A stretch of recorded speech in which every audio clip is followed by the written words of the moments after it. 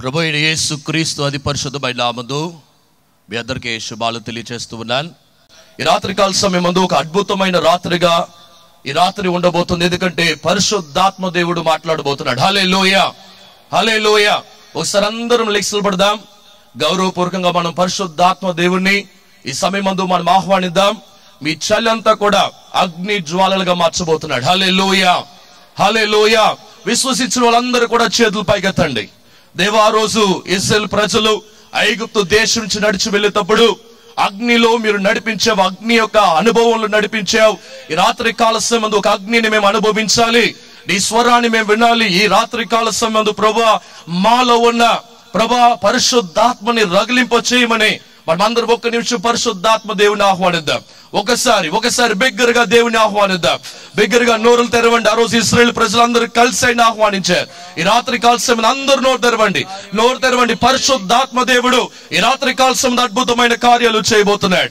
ఈ మైదానంలో ఉన్న ప్రతి వారితో దేవుడు వ్యక్తిగతంగా మాట్లాడే సమయం ఇది. పరిశుద్ధాత్మ దేవుడు స్వయంగా మీతో మాట్లాడబోతున్నాడు. ఆహ్వానించండి. పరమ తండ్రి, మీకు వందనాలు. ఈ రాత్రి కాల సమయంలో ప్రభా, మీ ముఖాన్ని చూడడానికి, నీ స్వరాన్ని వినడానికి మేమందరమే వచ్చి ఉన్నాం. ప్రభా, ఈ యొక్క శరీరాన్ని మీరు వాడుకొని, నా స్వరాన్ని మీరు వాడుకొని ప్రభా, మీరు నీ ప్రజలతో మాట్లాడమని ప్రార్థన చేస్తున్నాం. ఈ యొక్క మన్నా కన్వెన్షన్స్ ప్రభా, ఈ యొక్క రాత్రి యందు ప్రభా, నీ బిడ్డలతో ఒక ప్రత్యేకమైన విధానంలో మాట్లాడి నీ బిడ్డల్ని ఆశీర్వదించమని ప్రార్థన చేస్తూ ఉన్నాను. మీరు అలా మాట్లాడబోతుండగా మీకు వందనాలు. పరిశుద్ధాత్మ దేవా, మీరు రండి, నీ ప్రజలతో మాట్లాడమని యేసు నామమున ప్రార్థించి వేడుకుంటున్నాను తండ్రి. ఆమేన్, ఆమేన్. ఆదికాండము 12వ అధ్యాయము 2 నుంచి 4 వచనాలు చదివేద్దాం. ఆదికాండము 12వ అధ్యాయము 2 నుంచి 4 వచనాలు. నిన్ను గొప్ప జనముగా చేసి నిన్ను ఆశీర్వదించి నీ నామమును గొప్ప చేయుదును.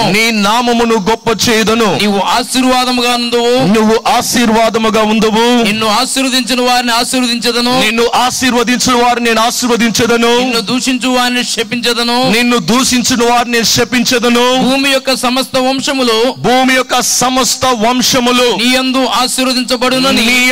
ఆశీర్వదించబడునని అబ్రహాముతో అనగా దేవుని బిడ్డలారి యొక్క వాక్యములో చూసినట్లయితే దేవుడు ముఖాముఖిగా అబ్రహాంతో దేవుడు మాట్లాడుతున్నాడు. నీ యొక్క జనాన్ని, నీ యొక్క ప్రజల్ని, నీ దేశాన్ని విడిచిపెట్టి నేను పంపిస్తున్న దేశముకు నువ్వు వెళ్ళినట్లయితే నేను నిన్ను గొప్ప దేశముగా ఆశీర్వదించేదను. నేను నిన్ను ఆశీర్వదించేదను, నీ పేరుని గొప్పగా చేసేదను. నువ్వు ఆశీర్వాదముగా ఉండవు.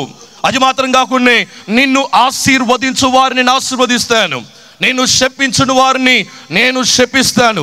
భూజమనము అందరూ కూడా నీ ద్వారా ఆశీర్వదించబడుదురు. అందరు కలిసి ఆమేన్ చెప్దాం. ఆమేన్, ఆమేన్. దేవుని బిడ్డలారా, పరిశుద్ధాత్మ దేవుడు ఆయన అబ్రహాముతో మాట్లాడిన ఒక అద్భుతమైన మాట ఉన్నది. ఈ రాత్రి కాల సమయమందు దేవుడు మన దేశాన్ని ఆశీర్వదించబోతున్నాడు. దేవుడు మన రాష్ట్రాన్ని ఆశీర్వదించబోతున్నాడు. దేవుడు నీ ద్వారా ఈ రాష్ట్రముని, దేశముని ఆయన అగ్ని జ్వాలలుగా మార్చి ఈ దేశముని, మన దేశముని లోకములో అద్భుతమైన ఒక దేశంగా మార్చబోతున్నాడు. ఎప్పుడు తెలుసా? దేవుడు చెప్పిన ప్రకారము ఆయన మాటకి లోబడి మనము వచ్చినట్లయితే, ఆయన మాటకి లోబడి ఆయనని మాత్రం ఆరాధించి ఆయన్ని ముఖాన్ని చూసినట్లయితే ఆయన అద్భుతమైన కార్యాలు నీ పట్ల చేయాలని ఆయన ఎదురు చూస్తున్నాడు. దేవుని బిడ్డలారా, నేను ఆశీర్వదించు వారిని నేను ఆశీర్వదిస్తాను, నేను శపించిన వారిని నేను శపిస్తానని ఒక అద్భుతమైన వాగ్దానము ఈ రాత్రి కాల సమయంలో మనము ధ్యానించబోతూ ఉన్నాం. ఈ సంవత్సరంలో ఈ మన్నా కన్వెన్షన్స్ ద్వారా దేవుడు ఇచ్చే వాగ్దానం ఏంటంటే, నేను నిన్ను ఆశీర్వదించేదను. ఆమేన్ చెప్పండి. హల్లెలూయా. అందరూ హల్లెలూయా చెప్తాం. చేతుల పైకెత్తి హల్లెలూయా. నిన్ను ఆశీర్వదించబోతున్నాడు. ఒకవేళ ఈ రాత్రి కాల సమయమందు నువ్వు ఒకవేళ బాధలో ఉన్నావేమో, లేకుంటే వేదనతో వచ్చి ఉన్నావేమో. అయ్యా, నాకున్న పరిస్థితులు చూసి ఇలాంటి వాగ్దానం నాకు అవసరమా? ఎన్నో వర్తమానాలు విన్నాను, ఇంకా నేను ఆశీర్వదించబడలేదు, ఇదేమి కొత్తగా అవబోతుందా అని మీరు ఆలోచిస్తున్నారేమో. ఇది పరిశుద్ధాత్మ దేవుడు మాట్లాడే మాట. ప్రియమైన అమలాపురం ప్రజలారా, ఈ తూర్పు, ఆ యొక్క ఈస్ట్ వెస్ట్ గోదావరి ప్రజలారా, దేవుడు నీతో మాట్లాడుతున్నాడు. దేవుడు నిన్ను ఆశీర్వదించబోతున్నాడు. అది సత్యము. ఆకాశం భూమి గతించును గాని నా మాటలు ఎన్నడూ గతింపవు అని ఒక అద్భుతమైన వాగ్దానం చేసిన దేవుడు. ఆయన నీతో మాట్లాడుతున్నాడు. నేను ఒక మండుచున్న పొదలో నుంచి దేవుడు స్వరమెత్తి నీతో మాట్లాడుతున్నారు. ఇక్కడ ఒకసారి వచ్చి నిలబడి చూడండి, అగ్ని జ్వాలలు మండుతున్నాయి దేవుని బిడ్డలారా.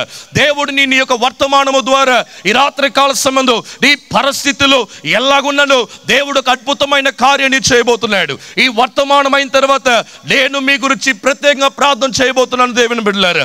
ఆ సమయం కొరకై మీరు సిద్ధపాటు కలిగి ఉండండి. దేవుని బిడ్డలారా, దేవుడు ఈ సృష్టిని సృష్టించినప్పుడు సర్వ సృష్టిని స్థాపించిన దేవుడు, ఈ యొక్క సర్వ సృష్టికి పునాది వేసిన దేవుడు ఆయన. మీరు చూసినట్లయితే ఈ సర్వ సృష్టిని, ఈ ఆకాశముని భూమిని చూసినట్లయితే ఈ యొక్క భూమి ఒక చక్కటి ఆర్బిట్ లో రివాల్వ్ అవుతుంది. చంద్రులు దానికి తగిన ఆర్బిట్ లో రివాల్వ్ అవుతున్నాయి. దీనికి అంతా కూడా ఒక ఫార్ములా ఏంటంటే అది దేవుని నోట్లో వచ్చిన మాట. ఆయన మాటలో ఉన్న శక్తి ఈ లోకము సర్వ సృష్టి తిరుగుతున్నట్లయితే దేవుడిని నడిపించలేడా? ఆలోచించి చూడండి దేవుని బిడ్డలారా. ఎక్కడైతే ఆశీర్వాదం ఉన్నదో అక్కడే శాపము కూడా ఉన్నదని దేవుని యొక్క వాక్యము తెలియపరుస్తుంది. శాపము ఆశీర్వాదముకున్న తేడా ఏంటని ఈ రాత్రి కాల సంబంధం మనము ధ్యానించబోతున్నాము. బైబిల్ గ్రంథంలో మీరు చదివి చూసినట్లయితే 410 ఆశీర్వాదకరమైన వచనాలు బైబిల్ గ్రంథం అంతా కూడా రాయబడి ఉన్నాయి. అదే మనం వాడుతున్న ఈ పరిశుద్ధమైన దేవుని యొక్క వాక్యములో 275 శాప వచనాలు కూడా ఉన్నాయి దేవుని బిడ్డలారా. ఈ లోకములో చాలా రకాలైన మతాలు ఉన్నాయి. అన్ని మతాలు కూడా శాపం అనేది ఒకటి ఉన్నది, ఆశీర్వాదం ఉన్నదని నమ్ముతున్నారు. వాడికి దగ్గరున్న ముస్లిం సహోదరులు, హిందూ సహోదరులు, ఆ యొక్క బుద్ధిస్ట్ సహోదరులు, లేకుంటే అందరూ కూడా నమ్మే విషయం ఏంటంటే ఆశీర్వాదం అనేది ఒకటి ఉన్నది, శాపం అనేది కూడా ఉన్నదనే విషయాన్ని ఈ లోకం అంతా కూడా నమ్ముతుంది దేవుని బిడ్డలారా.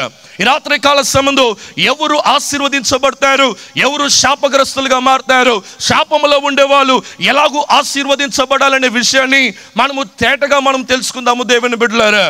మీరు ఆ యొక్క సామెతల గ్రంథము 3వ అధ్యాయము 33వ వచనం చదివిందాము.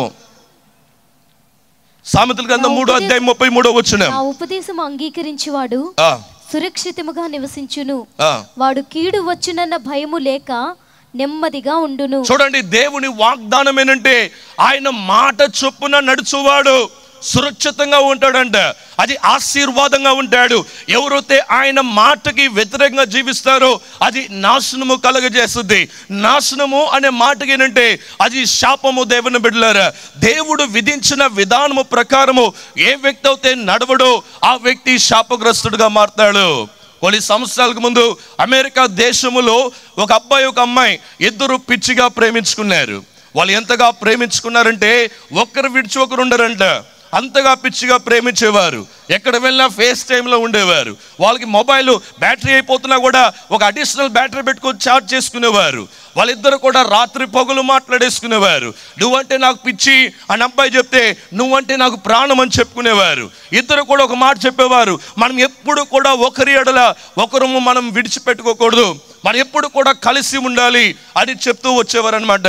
ఈ పిచ్చి ప్రేమని చూసిన ఈ అబ్బాయి అమ్మాయి తల్లిదండ్రులు ఇద్దరు కూడా ఆలోచించి త్వరలో వీళ్ళకి పెళ్లి చేద్దామనే నిర్ణయం చేశారు. ఇలాంటి సమయంలో దేవుని బిడ్డలారా వాళ్ళిద్దరు కూడా సంతోషంగా ఉన్నారు. పెళ్లి ఆ యొక్క రోజు నిర్ణయించడం జరిగింది. పెళ్లికి సిద్ధంగా ఉన్నారు. అన్ని కూడా జరుగుతున్నాయి పనులు. ఈ పెళ్లి కుమారుడు ఎంతగా ప్రేమతో ఉన్నాడు. ఎప్పుడు ఈ అమ్మాయిని పెళ్లి చేసుకుంటానా, ఇంతకాలం నేను ప్రేమించాను, నా జీవిత కాలం అంతా కూడా ఈ అమ్మాయి ఉంటుందని ఒక సంతోషంలో ఉన్నాడు. ఇలాంటి సమయంలో ఒక అద్భుతమైన విషయం జరగాల్సిన వివాహములో ఒక భయంకరమైన పరిస్థితికి ఈ అబ్బాయి వచ్చేసాడు. ఏంటి అన్నప్పుడు సడన్ గా కూర్చొని ఉన్నాడు. జ్వరం రావడం ప్రారంభించింది. జ్వరం మాత్రం రాకునే అలా కళ్ళు తిరిగి పడిపోయారు. వెంటనే హాస్పిటల్ తీసుకువెళ్ళారు. ఏమైంది అందరూ కూడా పరిగెట్టుకుని వచ్చారు. ఈ అమ్మాయి ఎంతగా పిచ్చిగా ప్రేమిస్తున్నా ఈ అమ్మాయి హాస్పిటల్ నుంచి ఎక్కడికి వెళ్ళట్లేదు. ఎందుకు ఈ జ్వరం వచ్చింది, ఎందుకు ఇలా కళ్ళు తిరుగుతున్నాయి, ఎందుకు ఇలా వాంతులు చేస్తున్నాడు అన్నప్పుడు బ్లడ్ టెస్ట్ చేశారంట. ఆ బ్లడ్ టెస్ట్ చేసినప్పుడు ఆ రిపోర్ట్ తీసుకొచ్చి డాక్టర్ గారు చాలా మెల్లగా వచ్చాడంట. వాళ్ళ ఫ్యామిలీ ఫ్రెండ్ని ఒక ఆయన పిలిపించాడంట. అయ్యా, ఈ అబ్బాయికి పెళ్ళి అంట కదా, ఈ అబ్బాయికి పెళ్ళి ఆపాలండి అని చెప్పారు. ఏంటండి అని అడిగారు. అప్పుడు తెలిసిన విషయం ఏంటంటే ఆ రిపోర్ట్ తీసి చెప్పిన విషయం ఏంటంటే అబ్బాయికి ఎయిడ్స్ వ్యాధి అని చెప్పారంట. ఈ అబ్బాయికి ఎయిడ్స్ వ్యాధి. ఎంతకాలం పిచ్చిగా ప్రేమించుకున్నారు, పెళ్లి వరకు వచ్చేసింది, శుభలేఖలన్నీ పనిచేశారు, అందరూ కూడా వివాహం రాబోతున్నారు. అయితే ఈ యొక్క అమ్మాయికి తెలిసిన సందేశం ఏంటంటే ఈ అబ్బాయికి ఎయిడ్స్ వ్యాధి. వెంటనే తల్లిదండ్రులు చెప్తున్నారు ఈ వివాహము జరగదు, ఎందుకంటే ఈ అబ్బాయి ఎయిడ్స్ వ్యాధి, ఆ యొక్క బ్లడ్ టెస్ట్ చేద్దామని అమ్మాయికి బ్లడ్ టెస్ట్ చేశారు. అమ్మాయి బాగానే ఉన్నది. వెంటనే అమ్మాయికి చెప్పారంట, అబ్బాయిని పెళ్లి చేసుకున్నట్లయితే నువ్వు కూడా ఎయిడ్స్ వ్యాధి పొందుకుంటావు అన్నదంట వాళ్ళమ్మ. వెంటనే ఈ అమ్మాయి ఆలోచించి ఈ అబ్బాయి నేను పెళ్లి చేసుకోను మమ్మీ అని చెప్పేసిందంట. మెల్లగా అబ్బాయికి వెళ్ళి చెప్పిందంట, నాన్న ఇలాగ నీకు ఎయిడ్స్ వ్యాధి వచ్చింది కాబట్టి పెళ్ళి ఆపడం జరిగింది. అప్పుడు ఈ అబ్బాయి అన్నాడంట, ఐ లవ్ యూ అన్నాడంట, నేను నిన్ను పిచ్చిగా ప్రేమిస్తున్నాను, నువ్వు నన్ను విడిచిపెట్టొద్దు అని ఏడ్చాడంట. ఈ అమ్మాయి అన్నదంట ఐఎమ్ సారీ అని చెప్పి అబ్బాయిని విడిచి వెళ్ళిపోయిందంట. కొంతకాలం అయిందంట. ఈ అబ్బాయి ఎన్నోసార్లు ఫోన్ చేశాడు, ఎన్నో SMS పంపించాడు, ఎన్నో ఉత్తరాలు పంపించాడు, ఇంటి దగ్గర కుక్కలా కనిపెడుతున్నాడు. ఈ అమ్మాయి కిటికీ తీస్తే మాట్లాడదామా అని కనిపెడుతున్నాడు. కొన్నిసార్లు పోలీసులు తీసుకువెళ్ళి అబ్బాయిని బంధించారు. అయినట్టు ఈ అమ్మాయి హృదయం రాటి లాంటి హృదయంగా మార్చుకున్నది. ప్రియమైన దేవుని బిడ్డలారా, ఒకరోజు ఈ అబ్బాయి మెల్లగా వచ్చాడంట. ఈ అబ్బాయి చాలా ప్రేమతో మాట్లాడంట, ఐ లవ్ యూ, నువ్వు పెళ్లి చేసుకోకపోయినా పర్వాలేదు, నా ప్రియమా నువ్వు నన్ను పెళ్లి చేసుకున్నా పర్వాలేదు, అయితే ఏంటంటే నేను కాసేపు నీతో మాట్లాడని ఆశపడుతున్నాను. ఈ అబ్బాయి అంటే ఈ అమ్మాయి చాలా ఆ యొక్క దుఃఖముతో బాధతో ఈ అబ్బాయితో చెప్పిందంట, నువ్వంటే నాకు ఇష్టం కానీ నీలో ఉన్న రక్తము అది శాపకరమైన రక్తము. ఒకవేళ రక్తము నేను నీతో ఒకవేళ పెళ్లి చేసుకొని నీతో కాపురం చేసినట్లయితే ఆ వ్యాధి నాకు కూడా వస్తుంది, నా తర్వాత నా యొక్క బిడ్డలకు వస్తుంది, నా బిడ్డల తర్వాత తరతరముకి అది శాపంగా ఉంటుంది అని చెప్పిందంట. ఈ అబ్బాయి మాట్లాడుతూ వచ్చేటప్పుడు ఏం చేశాడని తెలుసా, ఒక సిరింజ్ తీసుకున్నాడంట. మెడికల్ స్టోర్లో సిరింజ్ తీసుకొని తన తొడలో పొడిచి అబ్బాయి తొడలో రక్తం తీసుకున్నాడంట. ఈ అమ్మాయికి తెలియదంట ఆ విషయం. మాట్లాడుతున్నాడంట, ప్రేమతో మాట్లాడుతున్నాడంట. వెంటనే ఇంజెక్షన్ అమ్మాయి తొడలో పెట్టి ఆ ఇంజెక్షన్లో ఉన్న రక్తాన్ని అమ్మాయికి ఎక్కించేసాడంట. దేవుని బిడ్డలారా, ఈ అమ్మాయికి ఏమి చేయాలని అర్థం కాలేదు. ఇంతకాలం ఈ అబ్బాయి ఎయిడ్స్ వ్యాధి పొందుకున్నాడు, ఇప్పుడు ఈ అమ్మాయి కూడా ఎయిడ్స్ వ్యాధి వచ్చేసింది. ఇప్పుడు ఆ అబ్బాయి నవ్వుతున్నాడంట, ఆహాహా ఇంతకాలం నన్ను మోసం చేసావు కదా, ఎందుకని నీకు హంతో చూడడానికి ఇలాగ చేశాను, ఎందుకని నేను హంతో చూడడానికి చేశాను, ఈరోజు నేను ఎవరు పెళ్లి చేసుకుంటారని చూద్దాం, నీ హంతో చూస్తున్నానని చెప్పేసి నవ్వుతూ పిచ్చోళ్ళగా బయటకు వెళ్ళిపోయాడంట. ఈ అమ్మాయి ఏడుస్తూ ఉంది, అయ్యో నేనేమి చేయాలి, నేను ఏమి తప్పు చేయలేదు, అయినను ఈ యొక్క పాపము ఈ శాపము నాకు ఎందుకు అని బహుగా వేదన పడుతుంది. దేవుని బిడ్డలారా, దేవుడు ఎంతగానో అందమైన ఈ సృష్టిని దేవుడు సృష్టించాడు. మీరు చూస్తున్న చంద్రుడిని దేవుడు సృష్టించాడు. ఈ లైట్లు వాడడానికి ఎంతో డబ్బు అవుతుంది. పగటి కాలమందు దేవుడు ఫ్రీగా ఎలక్ట్రిసిటీ లేకుండా మనకి అందమైన సూర్యుడిని ఇచ్చాడు. రాత్రి కాలమందు ఒక రొమాంటిక్ గా ఉండడానికి మూనుని దేవుడు ఇచ్చాడు, అందమైన నక్షత్రాలు ఇచ్చాడు, నీకు శ్వాసించడానికి మంచి గాలి ఇచ్చాడు, నువ్వు తినడానికి మంచి ఆహారం ఇచ్చాడు, ఇంకా మంచి నీళ్ళు ఇచ్చాడు. ఇవన్నీ ఎందుకు ఇచ్చాడంటే నువ్వంటే ఆయనకి పిచ్చి ప్రేమ. దేవుని బిడ్డలారా, నువ్వంటే ఆయనకి ఎంతో పిచ్చి ప్రేమ. ఈ పిచ్చి ప్రేమ మధ్యలో పరలోకములో ఒక కథ జరిగింది. ఏంటంటే ఒక ప్రధాన దూత ఒక రోజు నేను దేవుడు వలైపోతే బాగును అనుకున్నది, దేవుడు అక్కడి నుంచి తోసేసింది. దాని ద్వారా ఏమైందంటే అది వెంటనే వచ్చి భూమిలో వెతికింది, ఏదో ఒక మృగాన్ని వెతికింది. బిషప్ స్పర్జనయ్య గారు చెప్పినట్టుగా కొంతకాలం బట్టి ఉంటుంది ఆ మృగాన్ని వెతకడానికి. చాలా చురుకైన మృగాన్ని వెతికి ఆ మృగము లోపలికి వెళ్ళి అవ్వతో మెల్లగా మాట్లాడింది. ఈ అబ్బాయి ఎలాగో ఈ అమ్మాయితో మాట్లాడాడో, నువ్వంటే ఎంత ప్రేమో, ఈ యొక్క మంచి చెడు ఫలము తిన్నట్లయితే నువ్వు చాలా బాగుంటావు, నీ అంత వాళ్ళు ఎవరు ఉండరు, నువ్వు కూడా ఒక దేవుళ్ళలాగా అయిపోతావు, నువ్వు కూడా ఇంకొక ఆదామావని తయారు చేయొచ్చు, నీ అంతోడు ఇంకెవరు ఉండడనే మాటని ఆ యొక్క సర్పము చెప్పడం ప్రారంభించింది, లేకుంటే ఒక మృగం చెప్పడం ప్రారంభించింది. దేవుని బిడ్డలారా, ఈ యొక్క దేవుని వాక్యములో చూసినట్లయితే ఈ యొక్క వాక్యములో మొట్టమొదటి శాపగ్రస్తమైన ఒక వ్యక్తి ఎవరు అన్నప్పుడు వాడు ఎవడు కాదు, మోసగాడు అంటారు, వాడిని లూసిఫర్ అంటారు, వాడిని సైతాను అంటాడు, దురాత్మ శక్తులు అంటారు. దేవుని బిడ్డలారా, ఈ దురాత్మ శక్తి ఒక మృగములోకి వెళ్ళి ఆ మృగము ద్వారా అవ్వతో మెల్లగా మాట్లాడుతున్నాడు. అవ్వ చాలా సమయం తీసుకున్నది, ఆలోచించింది, ఇది చెప్పేది నిజమా, దానికి కొన్ని డెమాన్స్ట్రేషన్ కూడా చేసి ఉండొచ్చు, ఆ విషయాలు మోసే మనకి ఇవ్వలేదు. దేవుని బిడ్డలారా, అయితే ఆఖరిగా మోసగాడనే సైతాను ఇలాగ ఈ అబ్బాయి ఎయిడ్స్ వ్యాధి కలిగిన అబ్బాయి ఈ ఇంజెక్షన్ వేశాడు, అలాగూ ఈ యొక్క అవ్వకి మోసకరమైన మాటల ద్వారా, మాయముతో నింపబడిన మాటల ద్వారా అమ్మాయిని మోసం చేశాడు. అవ్వ ఆఖరికి ఈ మంచి చెడు జ్ఞానం ఇచ్చు వృక్ష ఫలాన్ని తిన్నది. ఇప్పుడు ఏమి చేయాలని అలా అర్థం కావట్లేదు. ఆఖరిగా పాపం అనేది తన శరీరంలోకి వచ్చింది. దేవుని బిడ్డలారా, దేవుడు చెప్పాడు, ఈ యొక్క మంచి చెడు జ్ఞానం ఇచ్చు వృక్ష ఫలాన్ని నువ్వు ఎప్పుడైతే తింటావో ఆ రోజు నీకు మరణం వస్తుంది. దేవుడికి చాలా దుఃఖమైంది. ఎందుకంటే దేవుడు మనల్ని శాశ్వతమైన ప్రేమతో ప్రేమించాడు. అయితే సైతాన్ గాడు దేవుని యొక్క చిత్తాన్ని ఇచ్చి, దేవుని యొక్క సన్నిధానం నుంచి, దేవుని యొక్క ఆశీర్వాదం నుంచి మనల్ని దూరం చేశాడు. ఆ సైతాన్ గాడిలో ఉన్న ఆ ఎయిడ్స్ వ్యాధి అని చెప్పబడిన ఆ యొక్క రక్తము, లేకుంటే ఆ శాపము, లేకుంటే ఆ యొక్క పాపముని అవ్వలోకి పంపించాడు. అవ్వలో నుంచి ఎక్కడికి వచ్చింది? ఆదాముకు వచ్చింది. ఆదాములో నుంచి దేవుడు వెంటనే ఆ విషయం తెలుసుకున్నాడు. తోటలో చూస్తున్నాడు. దేవుడికి ఆయన సర్వవ్యాపిగా ఉన్నాడు. God can see everything, everybody. దేవుడు ఒక నేను ఈ రోజు చూశాడు అనుకోండి, ఈ రోజు పరిశుద్ధాత్మ దేవుడు ఈ మైదానంలో ఉన్న ప్రతి వారిని చూస్తున్నాడు.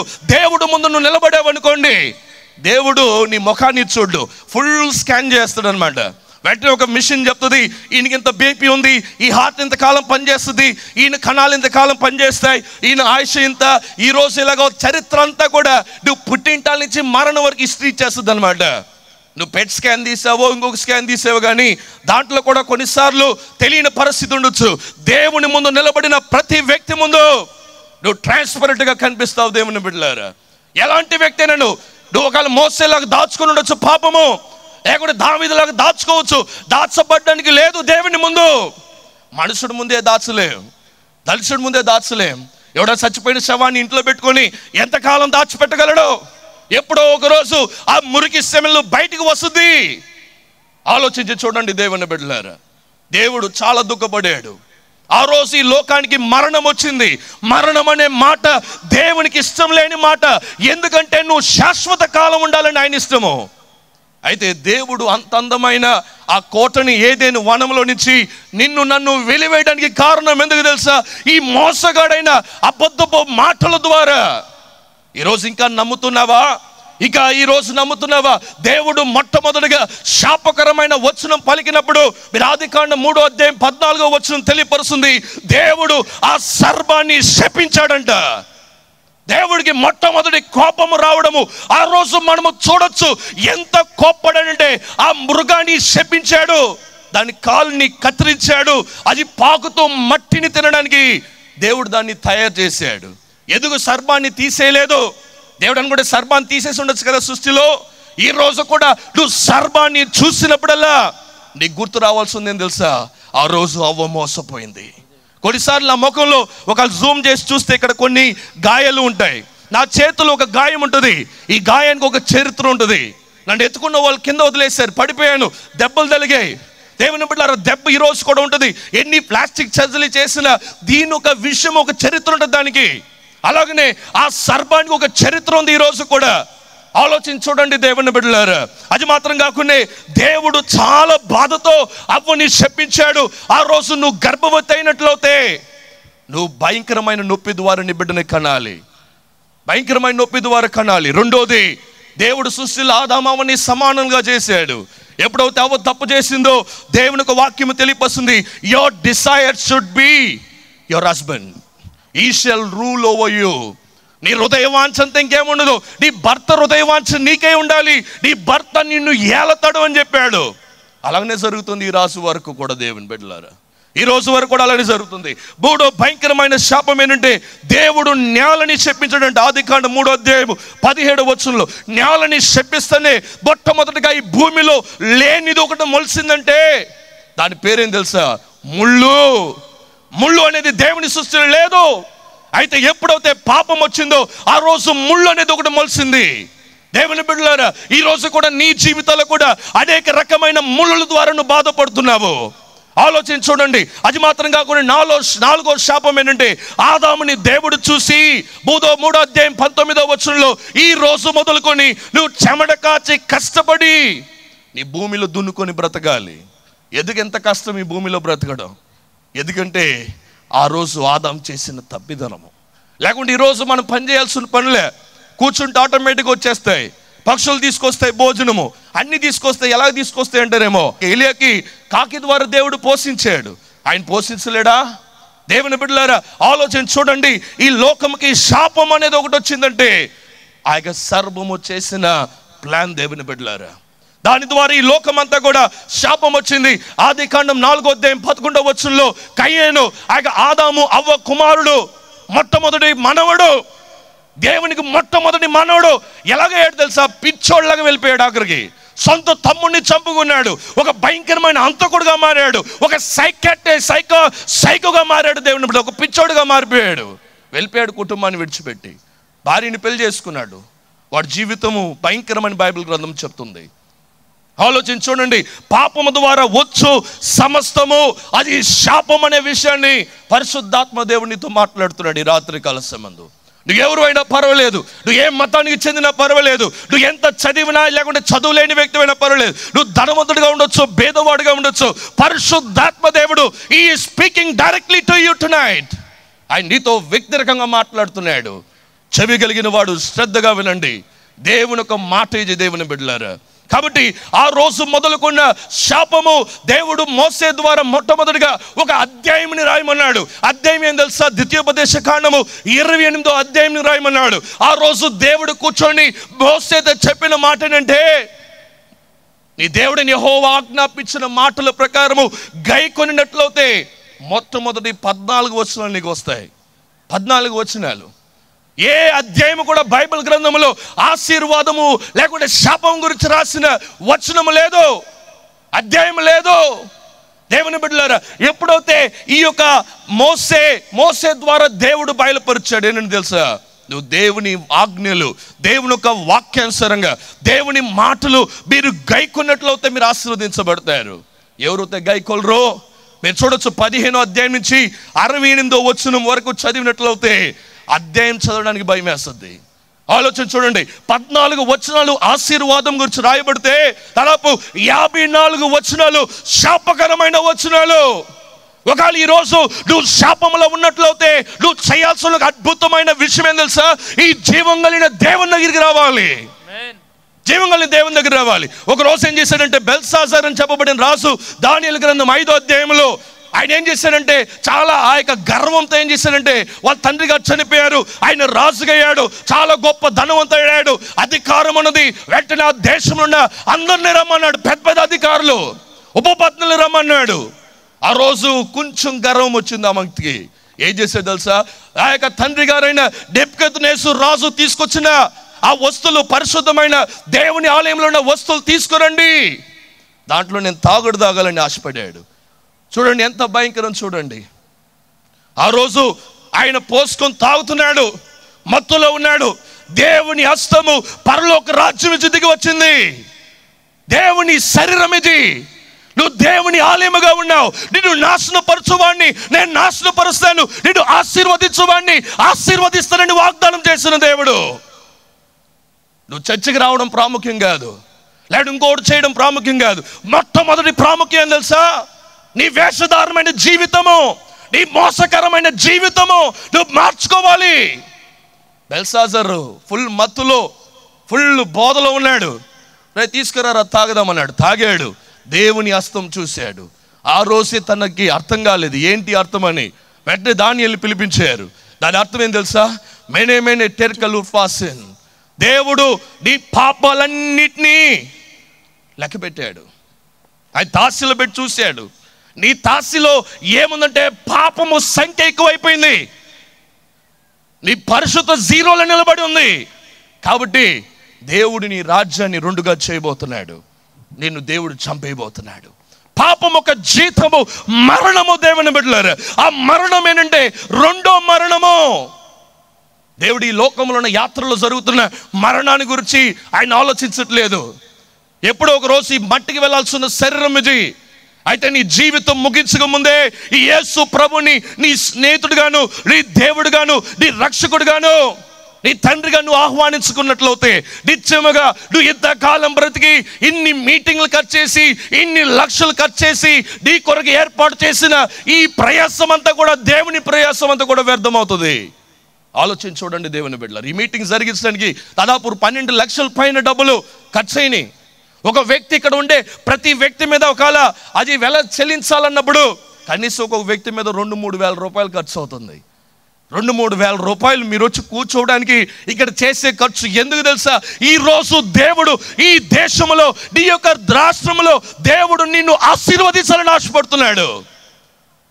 నీ గతాన్ని మర్చిపోయి ఒక నూతనమైన జీవితాన్ని ఆయన ఇవ్వాలని ఆశపడుతున్నాడు. దేవుని బిడ్డలారా, నువ్వెవరైనా పర్వాలేదు, పరిశుద్ధాత్మ దేవునితో మాట్లాడుతున్నాడు. ఒక అద్భుతమైన వాగ్దానం ఇప్పుడు మనం చదవబోతున్నాము. దేవుని బిడ్డలారా, ద్వితీయోపదేశ కాండము 23వ అధ్యాయము 5వ వచనం చదివిందాం.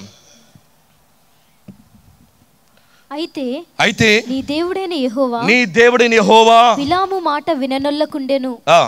నీ దేవుడైన యెహోవా నిన్ను ప్రేమించెను గనుక నీ దేవుడైన యెహోవా నీ నిమిత్తము ఆ శాపమును ఆశీర్వాదముగా చేసెను.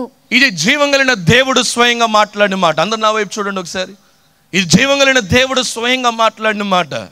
ఏమంటున్నాడంటే, నీ దేవుడైన యెహోవా నిన్ను ప్రేమిస్తున్నాడు గనక బిలాము చెప్పిన ఆ శాపం నీ మీద రాదు, నేను నిన్ను ఆశీర్వదిస్తున్నానని వాగ్దానం చేస్తున్నాడు. బిలాము ఎవరు? ఎందుకంటే ఐగుప్తు దేశం నుంచి ఇశ్రాయేలు ప్రజలు బయలుదేరిన తర్వాత అనేకులు శత్రులు వాళ్ళని ఎదుర్కొన్నారు. దేవుడు వాళ్ళకి మేఘస్తంభంగాను అగ్ని స్తంభంగా నడిపించాడు. వాళ్ళకి ఆ యొక్క పాలు తేనె ప్రవశిస్తున్న కానాను దేశం ఇవ్వాలనే గొప్ప ప్లాన్తో దేవుడు ఇది చేశాడు. ఇలాంటి సమయంలో వీళ్ళకి వస్తున్న ప్రతి అడ్డులో దేవుడు తోడుగా ఉన్నాడు. ఎర్ర సముద్రం అడ్డుగా వచ్చింది, దేవుడు ఎర్ర సముద్రంని 2 పాయలుగా చేశాడు. ఈ రోజు కూడా సైంటిస్టులు ఆలోచిస్తున్నారు, బుర్ర తిరగట్లేదు. ఎందుకంటే ఎలాగూ ఎర్ర సముద్రం 2 పాయలైంది. అది బైబిల్ గ్రంథము, జీవం కలిగిన దేవుడు ఒక రహస్యము. దేవుని బిడ్డలారా, ఆయన సృష్టినే సృష్టించాడు. ఫస్ట్ సృష్టిని చూడండి, తర్వాత నీళ్ళు ఎలాగ డివైడ్ చేయాలని ఆలోచించండి. దేవుని బిడ్డలారా, ఆలోచించి చూడండి. ఆ రోజు వీళ్ళు ఎక్కడ వెళ్ళినా దేవుడు ఆశీర్వదిస్తున్నాడు. వీళ్ళ మార్గం అంతట్లో దేవుడు తోడుగా ఉన్నాడు. మోయాబీలు ఏమి ఆలోచించారంటే, రాజుగారు వీళ్ళు ఎలాగనో ఏమి చేయలేకపోతున్నాం, వీళ్ళ మీద యుద్ధం చేయలేకపోతున్నామని చెప్పి ఆ యొక్క వ్యక్తి, ఒక వ్యక్తి ఉన్నాడంట బెలామని, ఆయన వెంటనే పిలిపించి ఏమన్నాడు తెలుసా? వీళ్ళని శపించు అన్నాడంట. ఈ లోకంలో ఒక 2 రకాలైన వ్యక్తులు ఉన్నారు. నువ్వు పైకి వచ్చినప్పుడు నిన్ను శపిస్తారు, నువ్వు కింద పడినా శపిస్తారు. ఈ 2 రకాలైన వ్యక్తులు ఈ భూమిలో ఉన్నారు. ఎవరు కూడా మంచోళ్ళు కాదు. ఓ పైకి వస్తున్నా, వెరీ గుడ్, కమాన్ కమాన్ అని చెప్పేవాడు ఎవడు లేడు. కాళ్ళు లాగడానికి చూస్తారు, నువ్వు పైకి వస్తుంటే ఎలాగ తొక్కాలని చూస్తారు. దేవుని బిడ్డలారా, మనుషుల్లో ఉండే ఆ స్వభావం అది. It's a nature of man. ఒక విషయం చెప్పనా, నీ శరీరంలోనే పాపం ఉంది. ఆ పాపాన్ని తీసివేసి, ఆ చిప్పుని తీసేసి నిన్ను మార్చాలని ఆశపడుతున్నాడు దేవుడు. దేవుని బిడ్డలారా, ఈ బిలాము ఒక ఐడియా ఏంటంటే, ఇశ్రాయేలు ప్రజల్ని శపించినట్లయితే ఆ శాపకరమైన వచనాల ద్వారా వాళ్ళ కొంతమంది చచ్చిపోతారు. వాళ్ళ మీద వీక్గా ఉన్నప్పుడు వాళ్ళ మీద యుద్ధానికి వెళ్దామని ప్లాన్ చేశాడు. బిలాము బయలుదేరుతున్నప్పుడు దేవుడు వెంటనే ఆ గాడిద మీద ప్రయాణం చేస్తుంటే గాడిదని ఆపాడు. గాడిదని ఆపాడు, దేవదూతను పంపించాడు. ఖడ్గం పెట్టుకున్న దేవదూత వెంటనే ఈ గాడిద అంటుంది, నేను వెళ్ళను అని చెప్పేసి పక్కన వెళ్ళిపోతుంది. బిలాముకి చాలా కోపం వచ్చింది, మరలా కొడుతున్నాడు. 2వసారి వెళ్తుంది, నిలబడింది రోడ్డు మీద. నా యజమాన్ని చంపడానికి ఇష్టం లేదని చెప్పి కుడివైపు వెళ్ళిపోతుంది. ఆలోచించి చూడండి, 3వసారి అన్నప్పుడు దేవుడు ఆ యొక్క గాడిద నోరుని విప్పాడంట. ఆ రోజు కొన్నిసార్లు దేవుడు ఇలాగనే చాలాసార్లు నీతో మాట్లాడతాడు. ఇన్నిసార్లు మాట్లాడి నువ్వు వెనకపోయావనుకో, ఏదో గాడిదో, ఏదో పామో, లేకుంటే ఇంకొక చెట్టు ద్వారా దేవుడు నీతో మాట్లాడతాడు. ఆలోచించి చూడండి దేవుని బిడ్డలారా. వెంటనే గాడిద మాట్లాడుతుంది. బిలాముకి అర్థం కాలేదు. ఒరే మూర్ఖుడా, ఎదర దేవదూతుందిరా, కత్తి పెట్టుకుంది, నేను చంపేయడానికి సిద్ధంగా ఉంది, బుద్ధి లేదు నీకని చెప్తుంది. అప్పుడు దేవుడు ఆయన ఆత్మీయ కళ్ళు తెరవబడినప్పుడు ఖడ్గముతో దేవదూతున్నదంట. దేవుడు ఏమో ఆజ్ఞాపించాడు, ఆశీర్వాదకరమైన వచనాలు ఆజ్ఞాపించమన్నాడు. అలాగనే వెళ్ళాడు. ఆ తర్వాత తన యాత్ర మీద వెళ్ళిపోయాడు. దేవుని బిడ్డలారా, నీ దేవుడైన యెహోవా నీ నిమిత్తము ఆ శాపాన్ని ఆయన ఆశీర్వాదంగా మార్చాలని ఆశపడుతున్నాడు. గడిచిన కాలం అంతా కూడా ఒకవేళ నీ జీవితంలో భయముతో నింపబడి ఉన్నావేమో, నీ జీవితంలో నేను ఎలాగో పైకి వస్తానని ఆలోచిస్తున్నావేమో, నా జీవితం ఏమైపోతుందని ఆలోచిస్తున్నావేమో. ఇంతకాలం నేను సేవ చేశాను, ఇంతకాలం దేవుని కొరకే శ్రమపడాను, ఈ రోజు నా జీవితం ఏమైపోద్దా అని తెలియని పరిస్థితిలో ఉన్నావేమో. ఒకవేళ నీకున్న అనారోగ్యము, ఒకవేళ నీకున్న బలహీనత, ఒకవేళ నీకున్న సమస్యలు ఎవరికి చెప్పుకోలేని పరిస్థితుల్లో ఉన్నావేమో. ఒకవేళ దేవుని సేవకుడుగా ఉంటూ భయంకరమైన పాపంలో పడిపోయి ఉన్నావేమో. పరిశుద్ధాత్మ దేవునితో మాట్లాడుతున్నాడు. నా ప్రియ స్నేహితులారా, పరిశుద్ధాత్మ దేవునితో మాట్లాడుతున్నాడు ఈ రాత్రికాల సమయమందు. కొన్నిసార్లు సైతాను అనేక విధానాలుగా మనల్ని శపించడానికి బయలుదేరుతుంది. ఈ లోకములంట కొన్ని రకాలైన వ్యక్తులు ఉంటారు. ఎవరు అంటే జాగ్రత్తగా వినాలి. కొంతమంది శాపకరమైన మాటలు మాట్లాడతారు. శాపకరమైన మాటలు ఎప్పుడు చూసినా శపిస్తుంటాడు. నాకు తెలిసిన ఒక సహోదరి, ఆవిడ బిడ్డ పుడతని ఎలా పుట్టాడు తెలుసా? ఒక బొమ్మలాగా పుట్టాడు అనమాట. చేతులు కాళ్ళు పనిచేయవు, ముగ్గు పనిచేయదు, నోరు పనిచేయదు. ఒకలాగా ఎప్పుడు చూసినా వెంటిలేషన్లో పెట్టాల్సి వచ్చింది. ఆ బిడ్డ అలాగనే కొంతకాలం నడిపిస్తూ వచ్చారు. అప్పుడు నేను ప్రార్థన కొరకు వెళ్ళినప్పుడు బెంగళూరులో, అప్పుడు ఆ యొక్క స్త్రీని అడిగాను, ఎందుకమ్మా ఇలాగైంది, ఎందుకు ఇలాంటి బిడ్డ? అప్పుడు ఆవిడ చెప్పడం ప్రారంభించింది, నా భర్త గారు పెళ్ళైన తర్వాత మా ఇద్దరికి సమస్య వచ్చింది. నాకు కోపం వచ్చినప్పుడల్లా ఈ దుర్మార్గుడి కోసం, ఈ దుర్మార్గుడిని నేను పొట్టలో మోస్తున్నానని తిట్టాను. ఈ దుర్మార్గుడి కోసం ఈ దుర్మార్గుడిని పెళ్లి చేసుకున్నాను, దాని ద్వారా వచ్చింది ఈ భయంకరమైన శాపమైన బిడ్డని నా మాట ద్వారా నేను శపించానండి. అందుకే నాకు ఇలాంటి బిడ్డను దేవుడిచ్చాడు. ఏమి చేయాలని అర్థం కాలేదన్నది. దేవుని బిడ్డలారా, మన మాటలు బట్టి మనము చాలా జాగ్రత్తగా ఉండాలి. ఎందుకంటే మన మాటల్లో జీవపు మరణపు మాటలు మనలో ఉన్నాయి. పరిశుద్ధాత్మ దేవునితో మాట్లాడుతున్నాయి. ఈ మాటల్ని బహు జాగ్రత్తగా లెక్క పెట్టి మాట్లాడాలి. నోరు ఉందని చెప్పేసి మాట్లాడేది. కొంతమందికి నోరులాగా ఉండదు అనమాట. ఎప్పుడు తిరుగుతూనే ఉంటుంది. మాట్లాడకపోతే ఆగలేరు, ఇతరుల్ని శపించలేకపోతే ఆగరు, ఇతరుల మీద కొరతలు చెప్పలేకపోతే ఆగరు. కొంతమంది ఇలాగనే తయారైపోయారు. కొంతమంది జాగ్రత్త, నీ నోరు ఇతరులకి గొయ్యి తవ్వుతున్నట్లయితే ఆ గొయ్యిలో ఒకరోజు నువ్వే పడతావని కీర్తనకారుడు తెలియపరుస్తున్నాడు. దేవుని బిడ్డలారా, ఒకవేళ యోసేపులాగా గొయ్యిలో తోసేద్దాం, ఇంక చంపేద్దాం, వీడు బ్రతుకు అయిపోయింది అనుకుంటామేమో. ఎక్కడైతే పడిపోయాడో దేవుడు అక్కడి నుంచి ఆశీర్వదిస్తాడు. నేను అక్కడి నుంచి ఆశీర్వదిస్తాడు. ఈరోజు యోసేపులాగా పడిపోయిన పరిస్థితిలో ఉన్నామేమో, యోసేపులాగా ఇక దిక్కులేని పరిస్థితిలో ఉన్నామేమో, బానిసత్వంలో ఉన్నామేమో, పాకలో ఉన్నామేమో, బ్రతకడానికి ఏ మార్గం లేదని బాధపడుతున్నామేమో. The living God is speaking to you right now. నేను ఒకటి హెచ్చించాలన్నట్లయితే ఆయన నేను హెచ్చించగలడు. ఒకవేళ నేను సరి చేయాలన్నట్లయితే జీవం కలిగిన దేవుని వాక్యం మాత్రమే సరి చేయగలదు. నువ్వు ఆశీర్వాదకరంగా ఉండాలి. నా ఆశ, ఆయన ఆశ నువ్వు ఆశీర్వాదకరంగా ఉండాలి. యోసేపుని దేవుడు ఆశీర్వదించాడు. వాళ్ళ అన్నలు, వాళ్ళ తండ్రులు, ఆ తండ్రి గారికి అందరికీ భోజనం పెట్టే స్థాయికి దేవుడు తీసుకొచ్చాడు. ఒక బానిసుడు ప్రధానమంత్రి అయ్యాడు. నువ్వు కూడా ఈరోజు దేనికి పనికిరాని వ్యక్తిగా ఉన్నావేమో, నీ ఇంట్లో దండగాని చెప్పబడిన పేరుతో బ్రతుకుతున్నావేమో. నేను చూస్తే అందరూ కూడా నీకు అడ్వైసులు ఇచ్చే వాళ్ళు అయిపోయారేమో. అందరూ నీకన్నా గొప్ప వాళ్ళు అయిపోయారు. జెస్సీ వాళ్ళ కుమారులాగా అందరూ కూడా గొప్ప వాళ్ళు అయిపోయారు. నువ్వు ఒక దావీదులాగా హే అంటున్నావేమో. పనికిరాని వాడిగా అనుకుంటున్నారేమో. నీ ఇంట్లో నిన్ను గుర్తించట్లేదేమో. ఒకరోజు వస్తుంది, జీవం కలిగిన దేవుడు నేను పైకి తీసుకొస్తాడు. నా దేవుని బిడ్డలారా, నేను పైకి తీసుకొచ్చిన కాలం వచ్చింది. అందుకని దేవుడు ఈ యొక్క సాల్వేషన్, ఈ యొక్క కన్వెన్షన్కి దేవుడు తీసుకొచ్చాడు. ఈ గాస్పల్, ఈ కన్వెన్షన్ దేవుడు నేను తీసుకుని వచ్చాడు ఈ రాత్రికాల సమయంలో. దావీదులాగా ఉన్నావేమో. దావీదు దగ్గరికి సమూయేలు ప్రవక్త వచ్చినప్పుడు దావీదు పరిస్థితి ఎక్కడుందంటే, ఎప్పుడు చూస్తున్న మేకలు గొర్రెలు మేస్తున్న వాడిని దేవుడు రాసేయాలని ఆలోచన వచ్చింది. గొర్రెలే ఎంత బాగా చూసుకుంటున్నాడు, నా దేశాన్ని ఇంకా బాగా చూసుకుంటాడు. గొర్రెలే ఇంత బాగా చూసుకుంటున్నాడు, గొర్రెల కోసం ప్రాణం పెడుతున్నాడు. నా కుమారుడు రాబోతున్నాడు. ఆయన ఎలాంటి వాడంటే గొర్రెల కొరకే ప్రాణం ఇచ్చేవాడుగా ఉన్నాడు. ఆయనకన్నా పిచ్చోడు వీడు ఒకడు. ఏం తెలుసా, దావీదు గొర్రెల కోసం ప్రాణం ఇవ్వడానికి సిద్ధంగా ఉన్నాడు. అలాంటి వాడే దేవుడికి కావాలి. దేవుడు నీ కొరకు ఉంచిన తాళంత్ ఏంటో నువ్వు రికగ్నైజ్ చేసుకో. యవనస్తుడా, దావీదు ఇంటికి వచ్చారు, జెస్సీ గారు ఇంటికి వచ్చారు, అన్నలందరూ నిలబడారు, సమూయేలు గారు వచ్చి నిలబడారు. వచ్చి వీళ్ళందరికీ మరలా పరిశుద్ధపరచాలన్నాడు. వాళ్ళందరికీ పరిశుద్ధపరిచిన తర్వాత తీసుకొచ్చిన తర్వాత వీళ్ళలో ఒక్కడు కూడా క్వాలిఫై అయిన వాడు కాదు.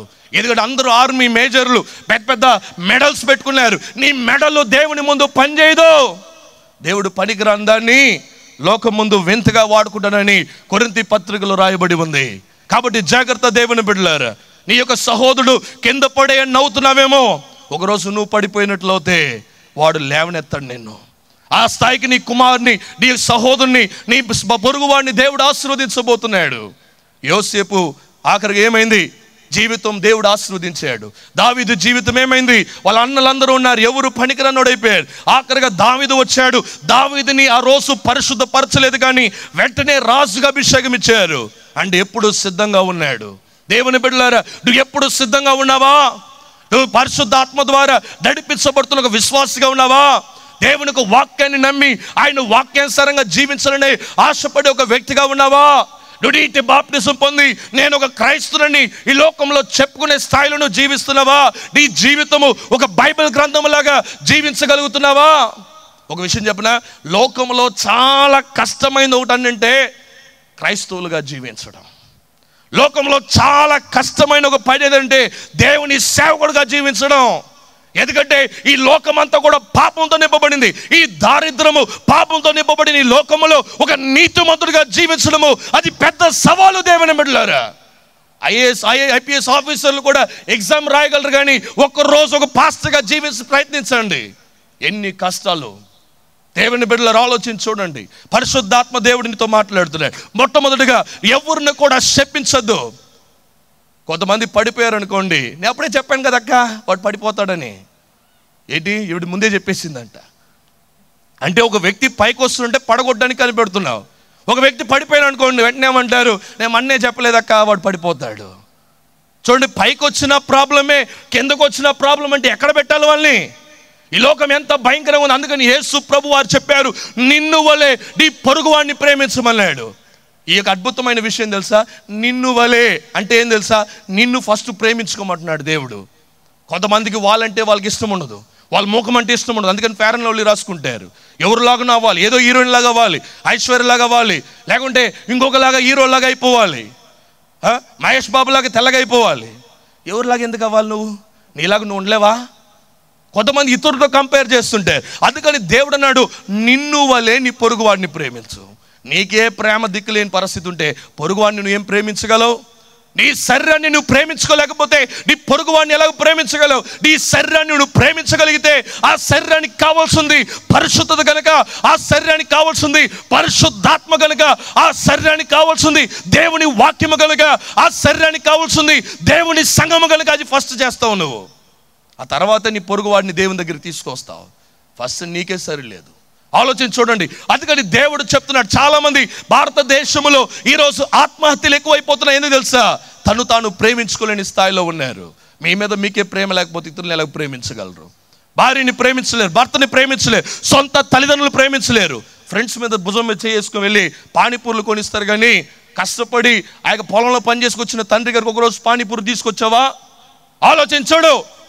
నీ ఫ్రెండ్తో గంటలు గంటలు కబురు చెప్తావు. నీ తండ్రి గారు కష్టపడి నీ కోసం భోజనం తీసుకొస్తాడు, ఆయనతో నువ్వు మాట్లాడగలుగుతున్నావా? ఆయనతోనే మాట్లాడలేని వాడివి, జీవం కలిగిన దేవునితో ఎక్కడ మాట్లాడతావు నువ్వు? ఆలోచించి చూడండి దేవుని బిడ్డలారా. కాబట్టి ఫస్ట్ ఆఫ్ ఆల్ నువ్వు చేయాల్సింది ఏం తెలుసా? నిన్ను నువ్వు సరి చేసుకోవాలి. అప్పుడే ఇతరులను నువ్వు సరి చేయగలవు. యేసు ప్రభు అందుకే అన్నాడు, నీ కంట్లో ఉన్న ఫస్ట్ నీ కళ్ళు చూసుకో, తర్వాత ఇతరుల గురించి చూడు. చాలామంది కంట్లో ఇంత పెద్ద ఫుల్ కళ్ళంతా ప్యాక్ అయిపోతుంది దుమ్ము, ఇతరులు చూసి మాట్లాడుతుంటారు. జాగ్రత్త సుమా, నీ జీవితాన్ని ఫస్ట్ సరి చేసుకో.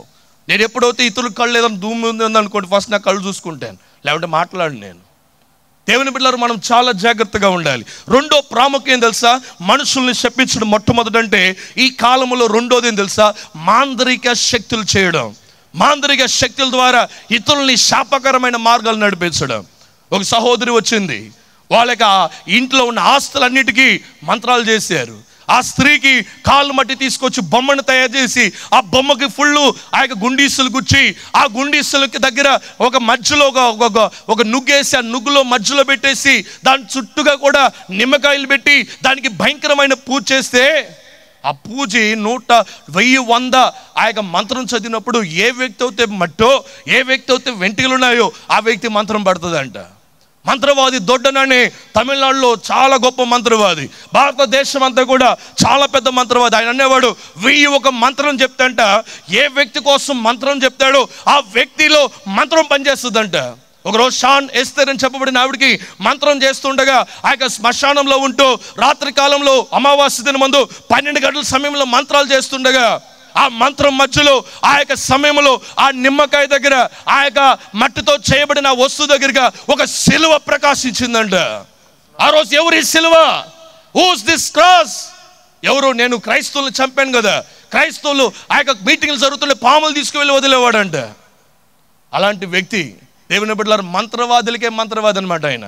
నేను చాలాసార్లు ఆయన కలిశాను తమిళనాడులో, కర్ణాటకలో. ఆయన అన్న మాట ఏం తెలుసా? ఆయన లెఫ్ట్ రైట్ అంటే కుట్టి సైతాలు ఆయన వెనక వచ్చేవంట. పెద్ద సైతాలు ఉండేట, కుట్టి సైతాన్లు ఏ గేదె పాలు తాగిరామంటే తాగేసి వచ్చేస్తాయంట. తర్వాత పిండి చూస్తే పాలు ఉండవంట. భయంకరమైన మంత్రవాది. ఒకరోజు ఆ సిలువ ముందు వచ్చాడు, ఆ సిలువని తెలుసుకున్నాడు. ఆ సిలువ ఎవరు? ఆ తర్వాత క్రీస్తు యేసు ప్రభుకి ఒక సువార్థికుడిగా తయారయ్యాడు.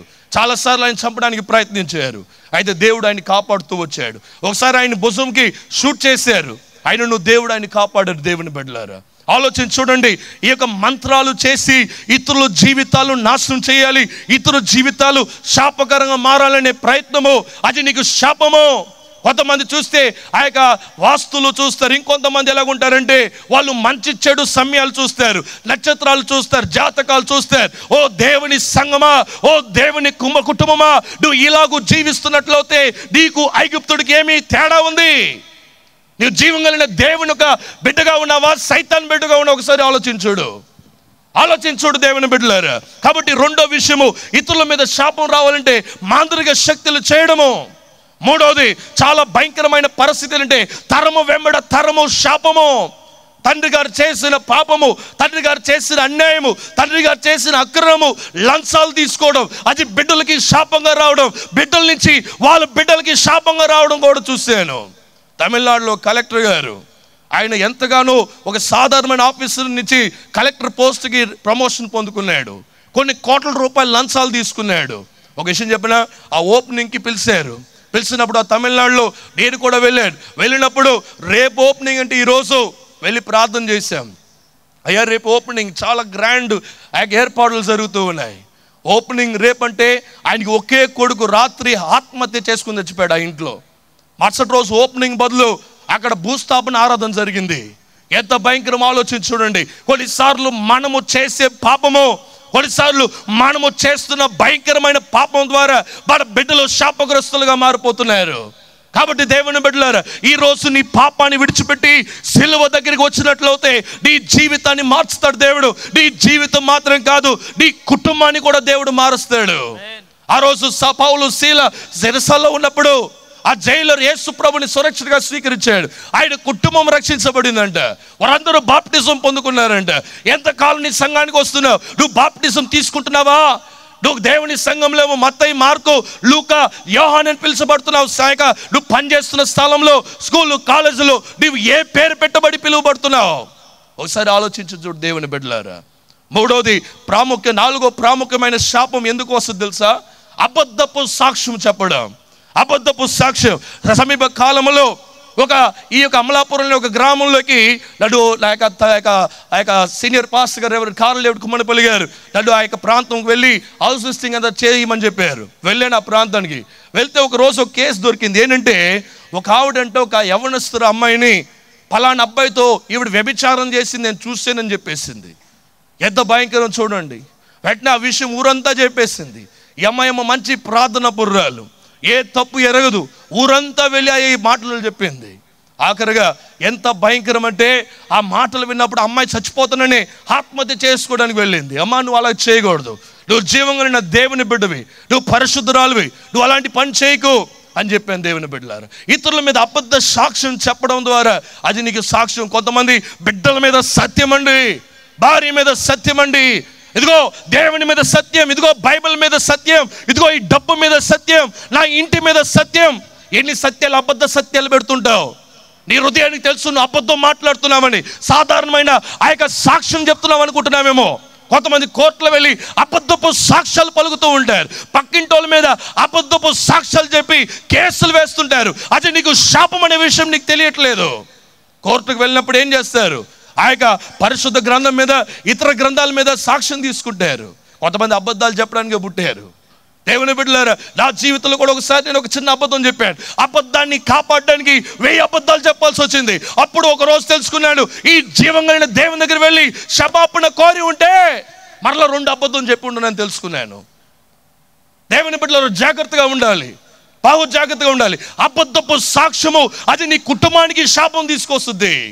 5వది దేవుని బిడ్డలారా, కొంతమంది నోరు తెరిస్తే చాలు, నేను ఎక్కడ బాగుపడతానండి, నా బిడ్డకి ఎక్కడ ఉద్యోగం వస్తుందండి, నేను ఎక్కడ ఇల్లు కడతానండి, నా బ్రతుకు ఏమండి, నా బ్రతుకు ఇంతే అండి, నేను చచ్చిపోతానేమో, నేను చచ్చిపోయే వరకు నా భర్త గారికి ఆయనకి సమాధానం ఉండదండి, నేను చచ్చిపోయిన తర్వాత ఆయనకి తెలుస్తుందండి. ఎప్పుడు నెగిటివ్ వర్డ్స్, తప్పైన మాటలు పలకడం. దేవుని బిడ్డలారా, జాగ్రత్తగా ఉండాలి. దేవుని బిడ్డలారా, అలాగూ నువ్వు చేసినట్లయితే అది నీకు శాపము కలుగ చేస్తుంది. ఆ శాపము ద్వారానే నీ జీవితం పాడైపోదు. దేవుని బిడ్డలారా, పరిశుద్ధాత్మ దేవుడు ఆయన నీతో మాట్లాడుతున్నాడు. ఇక కొన్ని నిమిషాలు అగ్ని జ్వాలంటి దేవుని స్వరాన్ని ఇక మీరు వినబోతున్నారు.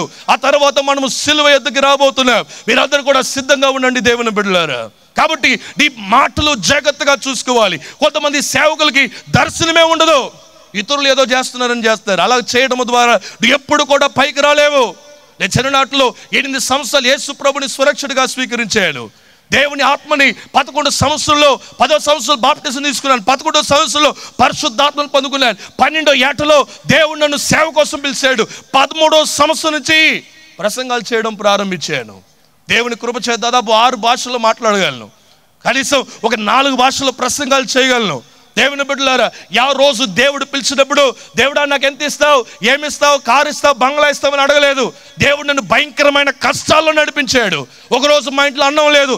ఏం చేసింది తెలుసా? ఇంట్లో న్యూస్ పేపర్లను తీసుకువెళ్ళి ఆ కొట్టులు వేసి, కొట్టులో ఆ లెక్క పెట్టినప్పుడు 7 రూపాయలు కేజీ అన్నారు. అయ్యా ఇంకొక 2 రూపాయలు ఇస్తే 1 కేజీ బియ్యం వస్తుంది, ఇంటికి వెళ్ళి మేము తినాలని వాళ్ళ దగ్గర కూర్చొని గోజాడిన సమయాలు ఉన్నాయి. దేవుని బిడ్డలారా, ఈరోజు చెప్పనా, నేను ఎక్కడ వెళ్ళినా భోజనం పెట్టడానికి సిద్ధంగా ఉన్నారు. మన్నా జూబ్లీ చర్చ్ విశ్వాసులు మమ్మల్ని, మా కుటుంబాన్ని ఎంతగా ప్రేమిస్తారంటే వెళ్ళిన ప్రతి మీటింగ్లకి వాళ్ళు పెట్టే భోజనం తినలేకపోతున్నాను. నేను ఒకరోజు భోజనం కోసం ఏడ్చాము. నా తల్లిదండ్రులు ఆ రోజు చచ్చిపోతే బాగుండు, మనం అందరం విషం తాగి చచ్చిపోదామన్నారు.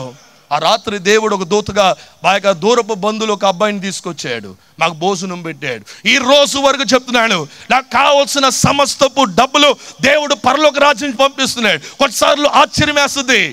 నా భార్య అంటది, మనం తీసుకునే డబ్బుకి నువ్వు రాసే బిల్లులకి తేడా వస్తుంది ఏంటి అన్నది. ఏం చేద్దామమ్మా, దేవుడు అలాగనే ఆశీర్వదిస్తాడు. హల్లెలూయా. మనం దేవుని నమ్మి వచ్చాం, మనం దేవుడు పిలిచాడు కాబట్టి వచ్చాం. ఎవరో చెప్పారని చేయట్లేదు, ఎవరో చేయమన్నారని చేయట్లేదు. ఎందుకంటే దేవుడు పిలిచిన వాళ్ళని ఆయన నమ్మదగిన దేవుడు, ఆయన వాడుకునే దేవుడుగా ఉన్నాడు. ఈ యొక్క కాలమందు భారతదేశం నుంచి ఇది ఒక ప్రవచనము. దేవుని బిడ్డలారా, భారతదేశం నుంచి లోకమంతా సువార్త ఈ రోజు ప్రకటించబడుతుంది. అమెరికా దేశంలో 50% సంఘం మూయబడింది.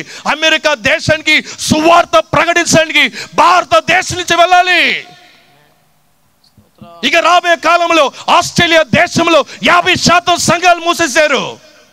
మీరు న్యూజిలాండ్ దేశం అన్న చెప్పినప్పుడు 85% సంఘాలు మూసేశారు. ఈ కడవరి దినాల్లోకి వచ్చేసారు.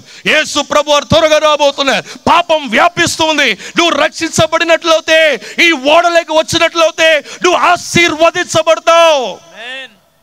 నమ్మని వాడు శాపగ్రస్తుడిగా మారిపోతాడు. నువ్వు చేసే ఒక నిర్ణయం ద్వారా నీ జీవితమే మారబోతుంది. నువ్వు చేసే ఒక నిర్ణయం ద్వారా నీ భవిష్యత్తే మారబోతుంది. దేవుని బిడ్డలారా, రాత్రి కాల సంబంధు దేవుడు నీతో, పరిశుద్ధాత్మ దేవుడు నీతో మాట్లాడుతున్నాడు. బ్రదర్, నేను చాలా నీతిమంతునండి, నాకు వ్యతిరేకంగా అనేకులు మాట్లాడుతున్నారు, ఎప్పుడు చూస్తున్నా నాకు విరోధంగా మాట్లాడుతున్నారు. అవును బ్రదర్, సిస్టర్, ఎప్పుడు నీ గురించి మాట్లాడతారు? నేను శపించిన వారిని ఆశీర్వదించమని చెప్పింది దేవుని యొక్క వాక్యము. యేసు ప్రభు ఒకడే. ఒక చెంప మీద కొట్టమంటే 2వ చెంప చీపిమన్నాడు. కొన్నిసార్లు చీపించాల్సి వస్తుంది. ఆయన 3వసారి కూడా కొట్టడానికి సిద్ధంగా ఉంటారు, 4వసారి కొట్టడానికి సిద్ధంగా ఉంటారు, కొన్నిసార్లు చంపడానికి సిద్ధంగా ఉంటారు. క్రీస్తు ప్రేమ ఏం తెలుసా? ఆ పిచ్చి ప్రేమ ద్వారా ఆయన కోసం ఆయన ప్రేమని చాటువాలుగా మనం ఉండాలి. మాయమైన మా యొక్క జీవితం కాదు, వేషధారణమైన జీవితం కాదు. ఇంకా కొంతకాలంలో వేషధారణమైన జీవితం కలిగిన వాళ్ళు పొట్టులాగా ఎగిరిపోతారు దేవుని బిడ్డలారా. ఇంకా రాబోతుంది, చట్టాలు తయారవుతున్నాయి. దేవుడు ఆయన్ని నమ్మిన వాళ్ళు నిలబడతారు. దేవుడు మన ద్వారా ఈ దేశాన్ని ఆశీర్వదించబోతున్నాడు. దేవుడు మన బిడ్డల ద్వారా దేవుడు ఆశీర్వదించబోతున్నాడు. దేవుడు మన ద్వారా ఈ చరిత్రని మార్చబోతున్నాడు. It's not a developing country, it's going to be a developed country. ఈరోజు దేవుడు పాపులేషన్ పెరుగుతూ ఉంది. మనం జ్ఞానవంతులుగా జీవించాలి. పుస్తకాలు తీసుకొని చదవాలి. ఓ క్రైస్తవుడా, గొలియాతు లాంటి ప్రశ్నలు వస్తాయి, గొలియాతు లాంటి ఇంటర్వ్యూలు వస్తాయి, గొలియాతు లాంటి సమస్యలు వస్తాయి. నీకు పెద్ద పెద్ద ఆయుధాలు అవసరంలే. ఒక 5 రాళ్ళు తీసుకువెళ్ళి కొట్టు దెబ్బ యేసు నామందు, హల్లెలూయా. 5 ఆన్సర్లు, వెంటనే ఇంటర్వ్యూలో సక్సెస్ అయిపోతావు. ఒక ఇంటర్వ్యూకి వెళ్ళాను నేను నా భార్యకి, నా కుమారుడికి భోజనం పెట్టాలి. నేను బెంగళూరుకి వచ్చేస్తున్నాను అన్నది నా భార్య. వెంటనే ఇంటర్వ్యూ కోసం నా పుట్టినరోజు ఆ రోజే వెతకడం ప్రారంభించాను. ఒకే రోజు 5 కంపెనీకి రెజ్యూమ్ ఇచ్చి వచ్చాను. 1 గంట తర్వాత 2 గంటల తర్వాత ఒక్కొక్క ఇంటర్వ్యూని చూసుకుంటూ వచ్చాను. అన్నిట్లో సెలెక్ట్ అయ్యాను. నాకు ఎక్కడ కావాలో అక్కడే సెలెక్ట్ అయ్యి వెళ్ళాను. దేవునికి స్తోత్రం. దేవుని బిడ్డలా, నువ్వు నమ్మినట్లయితే, నువ్వు విశ్వసించినట్లయితే నీకు జయం రాబోతుంది. ఈ సంవత్సరం గడిచిన రోజు ఎలాగుందో నాకు తెలియదు, ఈ రోజు నువ్వు ఎలా గడిపేవో తెలియదు. నువ్వు యేసు ప్రభు చేతిని పట్టుకున్నట్లయితే ఆయన నిత్యము నిన్ను నడిపించబోతున్నాడు. ఇంతకు ముందు చూడని ఆశీర్వాదాలని బిడ్డలు చూడబోతున్నారు. ఇంతకు ముందు చూడని అద్భుతమైన కార్యాలు దేవుడు చేయబోతున్నాడు. ఒకసారి నేను ఆలోచించడం ప్రారంభించాను. బిషప్ ఎర్నెస్ట్ పి కుమ్మనపల్లి గారు, ఆయన దేవుని స్వరాన్ని విన్నాడు. అబ్రహాములాగా ఈ భారతదేశంలో పరిచయాన్ని ప్రారంభించమన్నారు. విశ్వాసంతో మొదలుపెట్టారు. ఆవగింజంత విశ్వాసంతో మొదలుపెట్టారు. దేశము, రాష్ట్రము కదిలించబడుతుంది. ఈరోజు చెప్పిన మా పరంజ్యోతి తాతయ్య గారు, అదేలాగా మా జోసెఫ్ తాతయ్య గారు, వారి ద్వారా పుట్టిన ప్రతి బిడ్డలు, వాళ్ళ మనోళ్ళు, వాళ్ళు ముని మనోళ్ళు, వాళ్ళు రాబోయే వాళ్ళు, నా బిడ్డల తర్వాత వాళ్ళ తర్వాత 1000 తరాల వరకు కరువు ఉండదు. నమ్ముతారా? మాకు అసలు కరువు ఉండదండి. లోకమంతా కూడా అన్నముకి కరువు ఉంటే మాకు అసలు కరువు ఉండదు. ఎందుకంటే మేము నమ్మిన దేవుడు, మా పితరులు నమ్మిన దేవుడు ఈ వాక్యం. దేవునికి స్తోత్రం చెప్పండి. హల్లెలూయా, హల్లెలూయా. ఒకవేళ ఈరోజు నీ కరువు ఉందంటే, ఒకరోజు నువ్వు శాపగ్రస్తుడికి ఈరోజు ఉన్నావంటే నీలో ఏదో ప్రాబ్లం ఉంది. ఆ చెకింగ్ ఇప్పుడు నేను చేయబోతున్నాను. ఇప్పుడు ఏదో ప్రాబ్లం ఉంటే ఏం చేస్తాం? హాస్పిటల్కి వెళ్ళి బ్లడ్ టెస్ట్ ఇస్తాం, వెళ్ళి స్కానింగ్ చేసుకుంటాం, ఎక్స్రే తీసుకుంటాం. డాక్టర్ వెయిట్ చేయమంటాడు. ఆ రిపోర్ట్ వచ్చేవారు గుండె పేలిపోతుంటుంది. ఏమొస్తుందా, బీపీ ఎంత వస్తుందా, షుగర్ లెవెల్ ఎంత వస్తుందా, అది చెప్పకముందే మనలో పెరిగిపోతుంటాయి బీపీ. హాస్పిటల్కి వెళ్ళిపోతే బీపీ పెరిగిపోద్ది ఆటోమేటిక్గా. అదే ఒక 20-30 యాడ్ అయిపోద్ది అనమాట. అయితే దేవుని దగ్గరికి వస్తే నీ యొక్క ప్రాబ్లంని చెప్పినట్లయితే వెంటనే రిజల్ట్ చెప్తాడు, నీకు బాగా అయిపోయింది బాబు, వెళ్ళిపో అని. హల్లెలూయా. నీ ఏ సమస్యతో ఉన్న ఈ రాత్రి కాల్సిన ముందు ఆయన అద్భుతం చేయబోతున్నాడు. ఇంకొద్ది నిమిషాలు నేను ముగించబోతున్నాను. జాగ్రత్తగా వినండి. పరిశుద్ధాత్మ దేవుడు క్రియ జరిగిస్తున్నాడు. ఇప్పుడు ఈరోజు అనేకులకి గొప్ప అద్భుత కార్యం చేయబోతుంది. బైబిల్ గ్రంథంలో 2 రకాలైన శాపాలు ఉన్నాయి. ఒకటి శారీరకమైన శాపము, రెండోది ఆ యొక్క ఆత్మీయ శాపము. శారీరకమైన శాపంలో దేవుడు మనకి సమాధానం దయచేసాడు. ఒకవేళ ఈరోజు నీలో సమాధానం లేదేమో, ఒకవేళ ఈరోజు నీలో సంతోషం లేకుండా ఉన్నావేమో, నీ కుటుంబంలో ఆ యొక్క సమాధానం లేని పరిస్థితి ఉందేమో, నీ యొక్క చుట్టూన్న ప్రజల్లో సమాధానం లేని పరిస్థితిలో ఉన్నావేమో, నీలో ఈ యొక్క శారీరకమైన శాపంలో ఉన్నావని అర్థము. కొన్నిసార్లు చూడండి, ఆనందమే ఉండదు, ఎంతో డబ్బులు ఉంటాయి, ఒక చిరునవ్వు నవ్వడానికి నవ్వు ఉండని పరిస్థితి. అది ఒక శారీరకమైన శాపం దేవుని బిడ్డలారా. కొంతమందికి అనారోగ్యం ఉంటుంది, అది పర్వాలేదండి.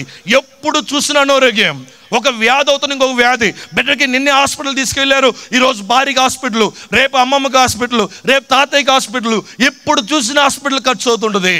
అది శారీరకమైన శాపం దేవుని బిడ్డలారా. ఇక మనం ముందుకు వెళ్ళినట్లయితే కొంతమందికి వ్యాధి ఏ ఉండదు, బిల్లలు తీసుకుంటూనే ఉంటారు. ఒకరోజు ఏ సుబ్బారావు గారు హాస్పిటల్లో నేను కూర్చున్నాను. ఆ రోజు నేను ఆ యొక్క భయంకరమైన టెస్ట్ కోసం వెళ్ళాను. నేను మా మామ యొక్క బర్త్డే కోసం కేరళకు వెళ్ళాను. కేరళకు వెళ్ళినప్పుడు దాదాపు ఒక 2-3 లీటర్ల రక్తం కక్కానండి. దగ్గుతుండగా పాడడం ప్రారంభించింది. ఎందుకో అని అర్థం కావట్లేదు, ఎక్కడి నుంచి వస్తుందో తెలియట్లేదు. అలాంటి పరిస్థితుల్లో నాకు భయం వచ్చేసింది. ఏం వ్యాధి ఇది? క్యాన్సర్ వ్యాధా, బ్లడ్ క్యాన్సరా, ఏ వ్యాధి అని తెలియట్లేదు.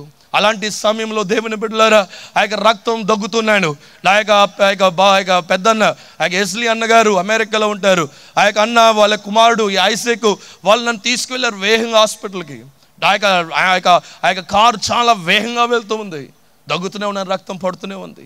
ఒళ్ళంతా రక్తం, బట్టలంతా రక్తం, జోడ్లంతా రక్తం, చెప్పాలంటే నా అండర్వేర్ అంతా రక్తం అండి. మీరు నమ్మరు దేవుని బిడ్డలారా. నోరు తెరిస్తే రక్తం పడుతూనే ఉంది. ఎక్కడ ఆపాలని తెలియని పరిస్థితి. చచ్చిపోతానేమో అని ఒక బాధ. మా తండ్రి గారికి మేము 4 అబ్బాయిలమి, ఒక చెల్లి లేదు, ఒక అక్క లేదు. ఆఖరిగా అప్పుడే నా కుమార్తె పుట్టిన కొన్ని మాసాలైంది, 3-4 మాసాలు. ఎంతో బాధలో ఉన్నాను, రక్తం కారిపోతుంది. ఒకే మాట అన్నాను, దేవా నువ్వు నా కోసం వచ్చావు, నువ్వు రక్తాన్ని సిందించావు ప్రభువా, నన్ను తాగయ్యా. ఒకవేళ నేను చచ్చిపోవాలని నన్ను తీసుకొని నేను మొర్ర పెట్టాను. అదను మరణ వేదన, రక్తం పడుతుంది. అయ్యో ఏం చేశానా, ఏం పాపం చేశానని కొన్నిసార్లు బాధపడాను. అప్పుడు యోబు గుర్తొచ్చాడు. యోబు అన్నాడు, దేవా నువ్వు ఇచ్చావు, నువ్వు తీసుకున్నావు, నీ ఇష్టం అని చెప్పి ఆ సమయంలో అప్పగించాను. ప్రతిసారి తగ్గినప్పుడు దేవునికి స్తోత్రం చెప్పాను. ప్రతిసారి రక్తం పడుతుండగా హల్లెలూయా అని చెప్పాను. ప్రతిసారి రక్తం పడుతుండగా పరలోకపు సింహాసనం మీద ఉన్న దేవుని స్తుతించడం ప్రారంభించాను. నా ప్రియ స్నేహితులారా, వేగంగా హాస్పిటల్ వెళ్ళాను. వెంటనే హాస్పిటల్ తీసుకువెళ్ళారు. మలయాళంలో చెప్తున్నారు, వీడికి ఏ వ్యాధి వచ్చిందో. చేచి వీడికి ఎన్న వ్యాధి అని తెలియలే అది ఆవిడ తిట్టేసుకుంటుంది. వీడికి ఏం వ్యాధో దేవుని బిడ్డలు ఆలోచించి చూడండి. అప్పుడు వెంటనే దేవుని స్తుతించడం ప్రారంభించాను. బోల్ మీద బోల్ తీసుకొస్తున్నారు, రక్తం పడుతూనే ఉన్నది. ఎవరికి తెలియదు ఈ విషయం.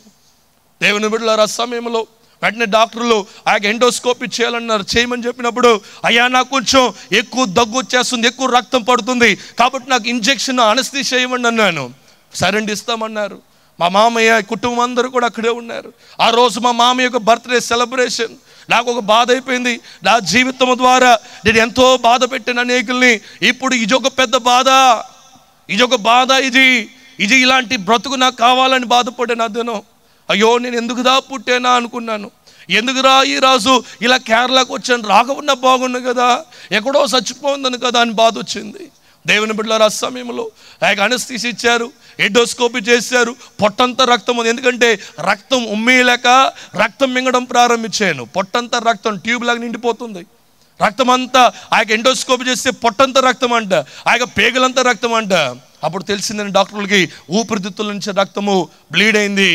ఏదో కెమికల్స్ ద్వారా ఆ యొక్క ర్యాప్చర్ అయ్యి దాని ద్వారా బ్లడ్ బ్లీడ్ అయిందని చెప్పారు. దేవుని బిడ్డలారు, వెంటనే రాత్రి ఆ రక్తం దగ్గుతున్న వాడిని అనస్థీషియా ఇచ్చారు. పడుకొని ఉన్నాను. ఆ యొక్క మధ్యరాత్రి దేవుడు నాతో మాట్లాడాడు, నా కుమారుడా నేను నిన్ను స్వస్థపరిచాను, నువ్వు వెంటనే బయలుదేరి వెళ్ళు, దీనికి ముందు చూసిన పరిచర్యకన నేను గొప్పగా నిన్ను వాడబోతున్నానని దేవుడు మాట్లాడాడు. దేవుని బిడ్డలారా, మీరు నమ్ముతారో లేదో దేవుని బిడ్డలారా, ఈరోజు మీరు చూసే వ్యక్తి నేను ఒక నూతనమైన వ్యక్తిని. ఇది 2వ మరణం నా జీవితంలో. మొట్టమొదటిసారిగా చెన్నై బీచ్లో సునామీ నుంచి దేవుడు కాపాడాడు. 2వసారి భయంకరమైన రక్తవాంతి కక్కుతున్నాడు, దేవుడే నా దగ్గరికి వచ్చాడు. నువ్వు కష్టాల్లో ఉన్నప్పుడు దేవుడు నీ దగ్గరికి వస్తాడు. ఒకవేళ నువ్వు శాపగ్రస్తుడుగా ఉన్నావండి, బాధపడుతున్నావేమో, దేవుడు నీ దగ్గరికి వస్తాడు. అయితే నువ్వు విశ్వసించాలి, అది ప్రాముఖ్యం. రాత్రి కాల సమయం 3 గంటలకి నేను విశ్వసించాను. వెంటనే ఆ యొక్క నర్సుకి చెప్పాను. వెంటనే మా మామయ్యకి ఫోన్ చేశాను. చెప్పాను, ఈరోజు మనం ఉదయకాలం డిశ్చార్జ్ అయిపోదాం, వెళ్ళిపోదాం. మా మామయ్య అన్నారు, లేదు నువ్వు ఇక్కడే ఉండు, మేము ఎవరైనా ఒకరు ఉంటాం, నేను చూసుకుంటారు, ఏం బాధ లేదు అని చెప్పారు. లేదు నాతో చాలా చాలా తేటగా దేవుడు మాట్లాడాడు. నాతో మాట్లాడక ముందే నా భార్యతో దేవుడు ఒంటరిగా మాట్లాడాడంట. ఎర్నెస్ట్గా ఏమవుదమ్మా, నువ్వేమి ఏడవకు, నువ్వు చిన్న నన్ను ఏడవద్దని దేవుడు మాట్లాడాడు. దేవుని బిడ్డలారా, ఆలోచించి చూడండి. ఆ రోజు దేవుడు మాట్లాడాడు, వెంటనే విశ్వసించాడు. వెంటనే ఆయన పాదాల దగ్గరికి నమస్కారం చేశాడు. ఉదయకాలము నర్సుకి చెప్తున్నాడు, నాకు డిశ్చార్జ్ చేయండి అంటే ఆ నర్స్ మలయాళం తిట్టేసుకుంటుంది. వీడికి ఏం మెంటల్ అయిపోయిందేమో అనుకున్నది, తిట్టేస్తుంది మలయాళంలో. వెంటనే మలయాళం నేను చెప్పాను, రెస్పాండ్ ఇచ్చాను, నాకు మలయాళం వచ్చండి, మలయాళంలో ఎందుకు తిడుతున్నావు నువ్వు అని చెప్పాను. దేవుని బిడ్డలారా, వెంటనే రాయించుకున్నారు, పంపించారు. నేను నమ్ముతారో లేదో, ఏ సుబ్బారావు గారు అదేలాగా ఆ యొక్క ఇంకొక హాస్పిటల్కి వెళ్ళాను. అక్కడ వెళ్ళినప్పుడు డాక్టర్లు చెప్పిన విషయం తెలుసా, నిన్నటికి ఎక్స్రేకి ఈ రోజుకి ఎక్స్రే టోటల్గా మార్పు ఉంది. హల్లెలూయా, హల్లెలూయా. నీకు 100 సంవత్సరానికి ఏమవుదు బాబు, వెళ్ళరా అని చెప్పారు. హల్లెలూయా. ఒకసారి చేతుల పైకి దేవుని స్తుతిద్దామా. హల్లెలూయా, హల్లెలూయా. దేవుని బిడ్డలారా, నీతిమంతుడిగా లేకుంటే దేవుని యొక్క వాక్యానుసారం జీవించిన వాడికి ఎన్ని కష్టాలు వచ్చినా బాధ ఉండదు. అయితే శారీరకమైన సమస్యలు, శారీరకమైన ఆ యొక్క శాపాల్లో ఇంకొకటి ఏం తెలుసా, చాగా చదివి ఉంటారు, ఉద్యోగాలు ఉండవు. శారీరకమైన సమస్య ఏం తెలుసా, ఎప్పుడు చూసినా పిల్లల్లో ఏడుపు, పిల్లలు లేని పరిస్థితి, సమాధానమైన నిద్ర లేని పరిస్థితి, ఎప్పుడు చూసినా మెడికేషన్ తీసుకోవడం, సమస్య వెంబడ సమస్యము, ఏక వ్యాపారంలో నష్టము. ఒకరోజు ఈరోజు ఒకవేళ అలాంటి సమస్యతో నువ్వు వచ్చి ఉన్నామేమో, నీ శారీరకమైన సమస్య ఏమైనా పర్వాలేదు. గడిచిన కాలం ముందు కొవ్వూరు పట్టణంలో వాక్యం అందించడానికి వెళ్ళాను. అక్కడే ఒక సంఘస్థులు గొప్ప ఏర్పాటులో మీటింగ్ పెట్టారు. అక్కడ ఆ రోజు ప్రసంగిస్తుండగా అనేక క్యాన్సర్ వ్యాధి కలిగిన వాళ్ళు, అనేక భయంకరమైన వ్యాధి కలిగిన వాళ్ళు వచ్చారు. యేసు ప్రభు వారు స్వస్థపరుస్తాడని చెప్పాడు. ఆ రోజు చాలా మంది సాక్ష్యం ఇచ్చారు. హల్లెలూయా, హల్లెలూయా. కోమాలో ఉండే వ్యక్తి యేసు ప్రభుని అంగీకరించాడు. కోమాలో ఉండే వ్యక్తి గురించి ప్రార్థన చేయమని డైలీ ఫోన్ చేసి ఆ ఫోన్ చెవు దగ్గర పెట్టేవారు. ఆయన ఒక రోజు, దేవుడా నువ్వు ఉన్నావా, ఈ రోజు మాట్లాడితే ఫోన్ మాట్లాడుతున్న లెగ్స్ కూర్చున్నాడు. హల్లెలూయా. దేవుని బిడ్డలారా, నువ్వు శారీరకమైన శాపంలో జీవిస్తున్నావేమో, ఈ కొద్ది నిమిషాలు ముగించబోతున్నాడు. ఈ రోజు ఒక అద్భుతమైన కార్యం దేవుడు చేయబోతున్నాడు. ఈ మీటింగ్స్ నీ కోసమే దేవుడు ఏర్పాటు చేశాడు, నీ జీవితం, నీ శరీరాన్ని మార్చడానికి. సంసోన్ చూడండి ఏమైంది, తన బలవంతుడు, పాపము రావడం ద్వారా తను చంపేయబడ్డాడు, కళ్ళు తీయబడింది. ఈ శరీరానికి శాపం ఎందుకు వస్తుందో తెలుసా, దేవుడు చెప్పిన ప్రకారం చేయనప్పుడు, పాపంలో జీవించడం ద్వారా. దేవుని బిడ్డలారా, రెండో రకమైన శాపం ఏం తెలుసా, ఆత్మీయమైన శాపం. లోకములో భయంకరమైన శాపం ఏం తెలుసా, నా దగ్గరికి చాలా మంది దెయ్యం పట్టిన, ఆత్మలు పట్టిన వాళ్ళు నా దగ్గరికి వస్తుంటారు దెయ్యాలు ఎలగొట్టడానికి.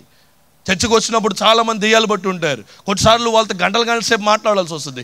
లోకంలో భయంకరమైన శాపం ఏం తెలుసా, అపవాది ఒక వ్యక్తిలో జీవించడం భయంకరమైన శాపం. అలాంటి శాపం నీ మీద రాకూడదు, నీ బిడ్డల మీద రాకూడదు. దురాత్మ శక్తి మన కుటుంబాల మీద రాకూడదు. కొంతమంది మీద దురాత్మ శక్తులు ఆడుతుంటాయి. ఒకసారి అలాగనే ఈ గాడపాతి వీధి అని ఆ యొక్క వీధికి వెళ్ళాను. ఒక అమ్మాయికి భయంకరమైన దురాత్మ శక్తి, అమ్మాయి భయంకరంగా ఉంది. వెంటనే వెళ్తానే అమ్మాయికి స్ప్రే చేయి పెట్టి ప్రార్థన చేస్తే వెంటనే విడుదల. అమ్మాజిపేటలో గ్రామంలోకి వెళ్తున్నాం, సువార్త, ఇంటింటికి సువార్త ప్రకటించడానికి. ఆ సువార్త ప్రకటిస్తుంటే ఆ గ్రామం వెళ్తే నన్ను రావద్దన్నారు, తరిమేశారు నన్ను. రెండోసారి ఉపవాసం ఉండిన తర్వాత మరలా వెళ్ళాను. ఆ వెళ్తుండగా ఒక ఇంట్లో నుంచి ఒక కేక వస్తుంది, ఎవరదే, ఎవరు రమ్మన్నారు నీ గ్రామానికి, ఆయన్ని పంపించేయండి అంటుంది ఆ సైతాను. అంతవరకు బాగున్నదంట అమ్మాయి. ఇప్పుడేమో మంచం మీద కూర్చొని వెంటికలన్నీ లాగేసుకొని భయంకరంగా చేస్తుంది. ఆ రోజు వెళ్ళి సువార్త ప్రకటించడానికి వెళ్ళాం. ఆవిడ అన్నది, ఏమైనా తెలియట్లేదని నా కుమార్తెకి ఇలాగుంది. అప్పుడు నేను చెప్పాను, అమ్మాయికి ఏం లేదు, దెయ్యం బట్టి ఉంది. దేవుని బిడ్డలారా, ఆ రోజు ఆ దెయ్యం నుంచి దేవుడు విడుదల దయచేశాడు. ఆ కుటుంబం అప్పుడప్పుడు సంఘానికి రావడం ప్రారంభించింది, రహస్యంగా సంఘానికి రావడం ప్రారంభించింది. దేవుని బిడ్డలారా, లోకములో ఆత్మీయమైన శాపం ఒకటి ఉందంటే, నీ శరీరాన్ని దురాత్మ శక్తులు గృహంగా మార్చడం. దురాత్మ శక్తులకి గృహంగా లేకుంటే కోటగా మార్చడం అది భయంకరం. సేన అని చెప్పబడిన దెయ్యం పట్టిన ఒక వ్యక్తి గురించి యేసు ప్రభు వారు చెప్పిన మాట ఏంటంటే, యేసు ప్రభు వారు సమాధుల దగ్గరికి వెళ్ళాడు ఒక దురాత్మ శక్తి పట్టిన వాడిని విడుదల దయచేయడానికి. ఈరోజు యేసు ప్రభు వారు అమలాపురంలో ఉన్నారు. దేవుని యొక్క సమూహం అమలాపురంలో ఉంది. దేవుని యొక్క దేవదూతలు అమలాపురంకి వచ్చి ఉన్నారు.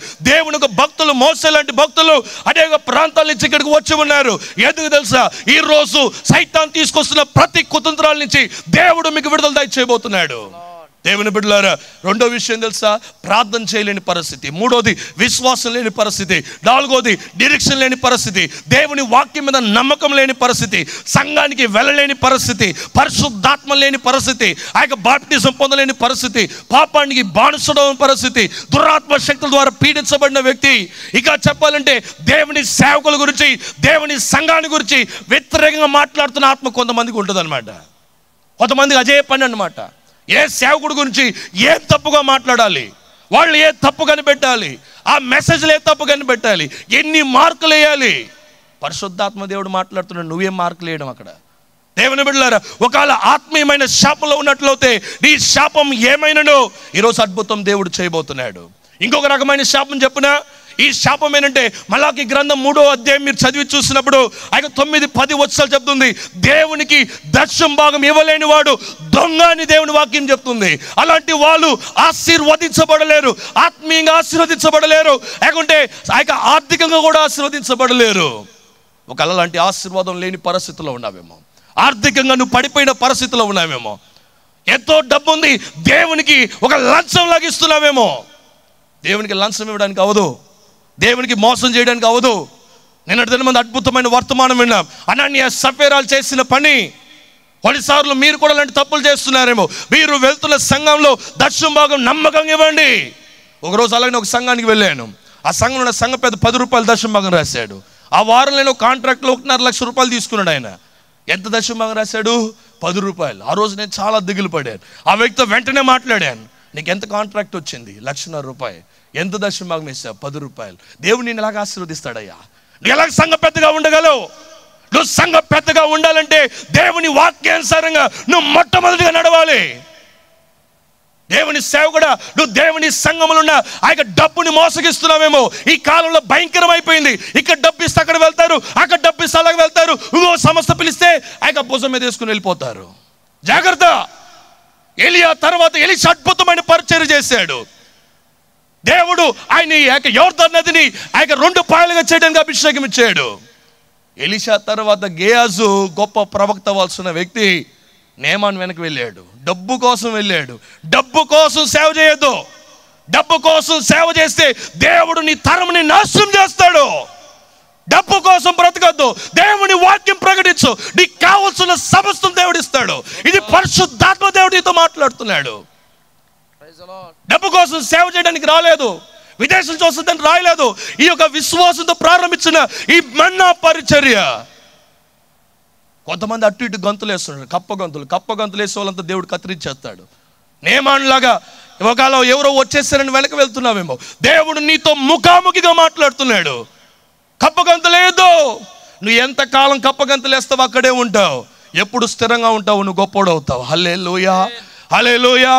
చూడండి, దేవదాసయ్య గారి సంఘం వెళ్ళి చూడండి, భీమవరంలో, ఏలూరులో చూడండి, అమలాపురంలో చూడండి.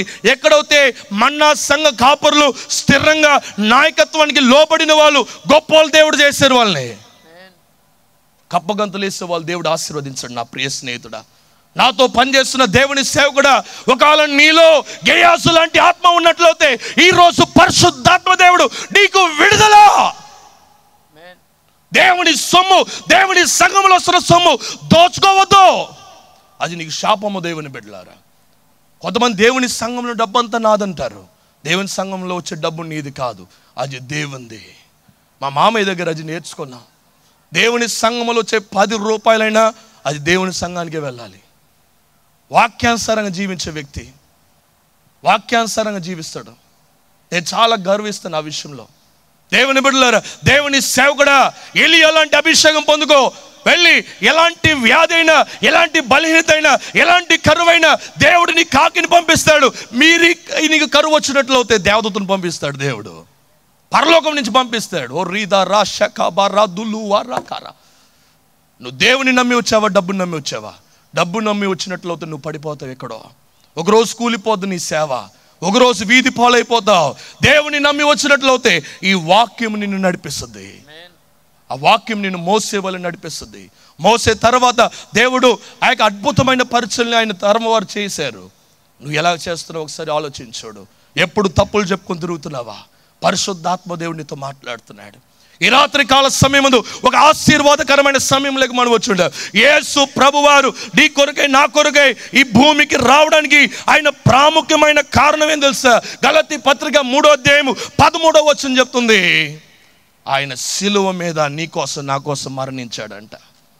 నువ్వు నేను చేసిన ప్రతి తప్పిదము, నువ్వు నేను చేసిన ప్రతి పాపము ఆయన సిలువలో తీసుకుని వెళ్ళాడండి. ఆ ఘోరమైన సిలువని మోసాడు. ఘోరమైన సిలువ. నువ్వు నేను సిలువ వేయబడాల్సిన స్థలంలో లోక రక్షకుడు సిలువ వేయబడాడు. అందుకని యేసు ప్రభు దగ్గరికి ప్రజలు వస్తున్నారు. ఓ దేశ నాయకులారా, ఎవరు మార్చలేరు ప్రజల్ని, ఎవరు కూడా మార్చలేరు. దేవుని ప్రేమ ద్వారా ప్రజలు మారుతున్నారు. దేవుని బిడ్డలారా, నువ్వు నేను చేసిన పాపము, నువ్వు నేను చేసిన ఆ శాపము కొరకు యేసు ప్రభు వారు సిలువ వేయబడారు. ఆయన ఆఖరి బొట్టు రక్తం సిందించాడు. ఆయన ఘోరంగా ఆయన్ని చంపేశారు.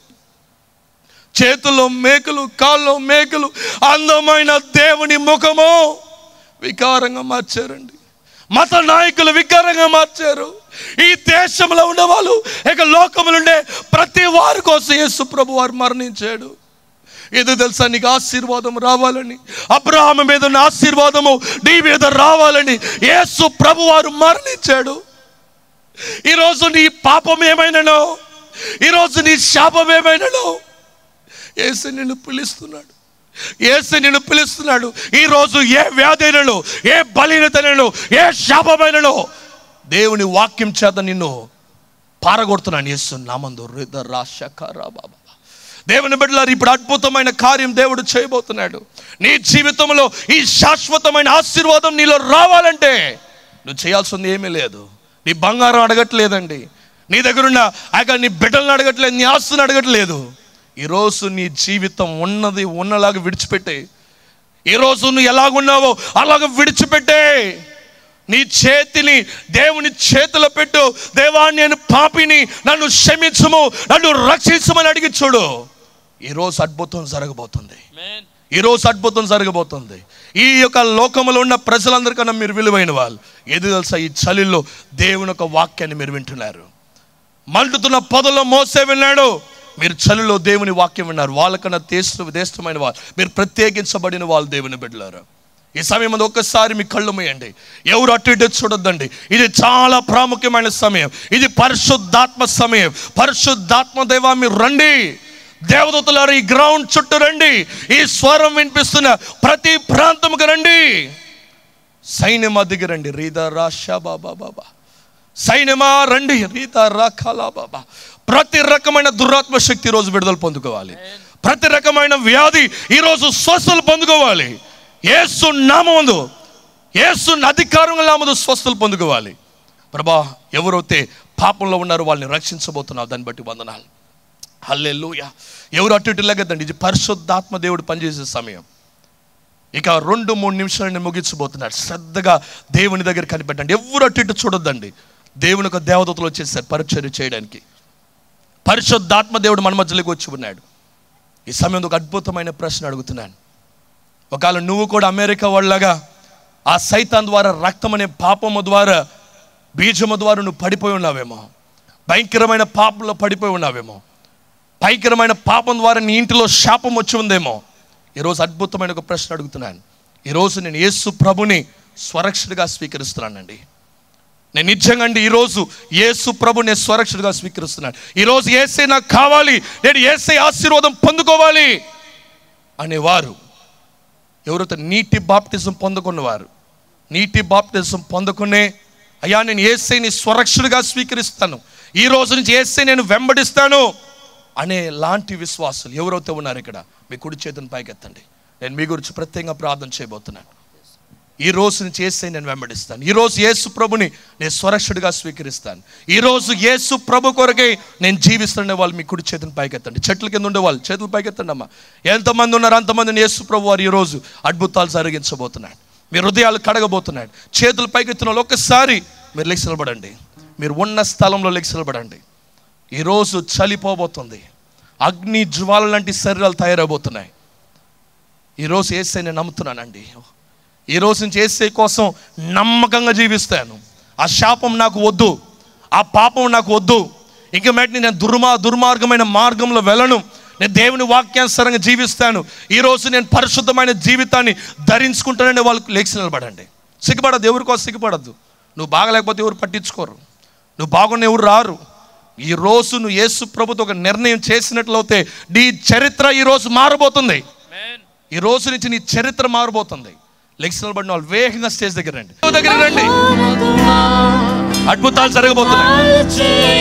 మొట్టమొదటిగా మీ గురించి ప్రార్థన చేస్తాను. ఆ తర్వాత వ్యాధి కలిగి వస్తున్న కోసం ప్రత్యేకంగా ప్రార్థన చేయబోతున్నాను. రండమ్మా. ఓ యవనస్తుడా, ఓ యవనస్తుడా, ఒకవేళ ఈ రోజు నువ్వు మరణిస్తే ఎక్కడికి వెళ్ళిపోతావు? ఒకవేళ ఈ రోజు నీకు మరణ దినమవుతే ఎక్కడికి వెళ్తావు? ఒకరోజు రోజు ధనవంతుడు అలాగనే బ్రతికాడు. ఇంకా కొంతకాలం తినుము తాగదుము సుఖించమన్నాడు. ఆ రోజే మరణ దినం వచ్చింది. ఓ యవనస్తురాలా, ఓ తండ్రి తల్లి, మీకోసం ఏర్పాటు చేసిందయ్యా మీటింగ్ లో. ఈ రోజు దేవుడు నీ జీవితం మార్చాలని ఆశపడుతున్నాడు. నువ్వు ఎవరుమైనా పర్వాలేదు, ఎంత భయంకరమైన పాపిమైనా పర్వాలేదు, నువ్వు ఎలాంటి వ్యక్తిమైనా పర్వాలేదు, నేను నీకోసం కనిపెట్టబోతున్నాను. పాపుల కొరకు ఈ మీటింగ్ పెట్టబడింది. పాపుల కొరకు ఈ మీటింగ్ ఏర్పాటు చేయబడింది. పాపులు రక్షించబడడానికి ఈ మీటింగ్ మా యొక్క సంస్థ ఏర్పాటు చేసింది. ఓ రీదా రాబా లఖరా బాబా, ఓ షబా బాబా రఖలా రాబా బాబా, ఓ షన్న నబా రఖరా బాబా రఖరా. రండి రండి రండి, నిలబడి వాళ్ళు రండి, వేగంగా రండి. ఓ షన్న నద రాబా లఖరా.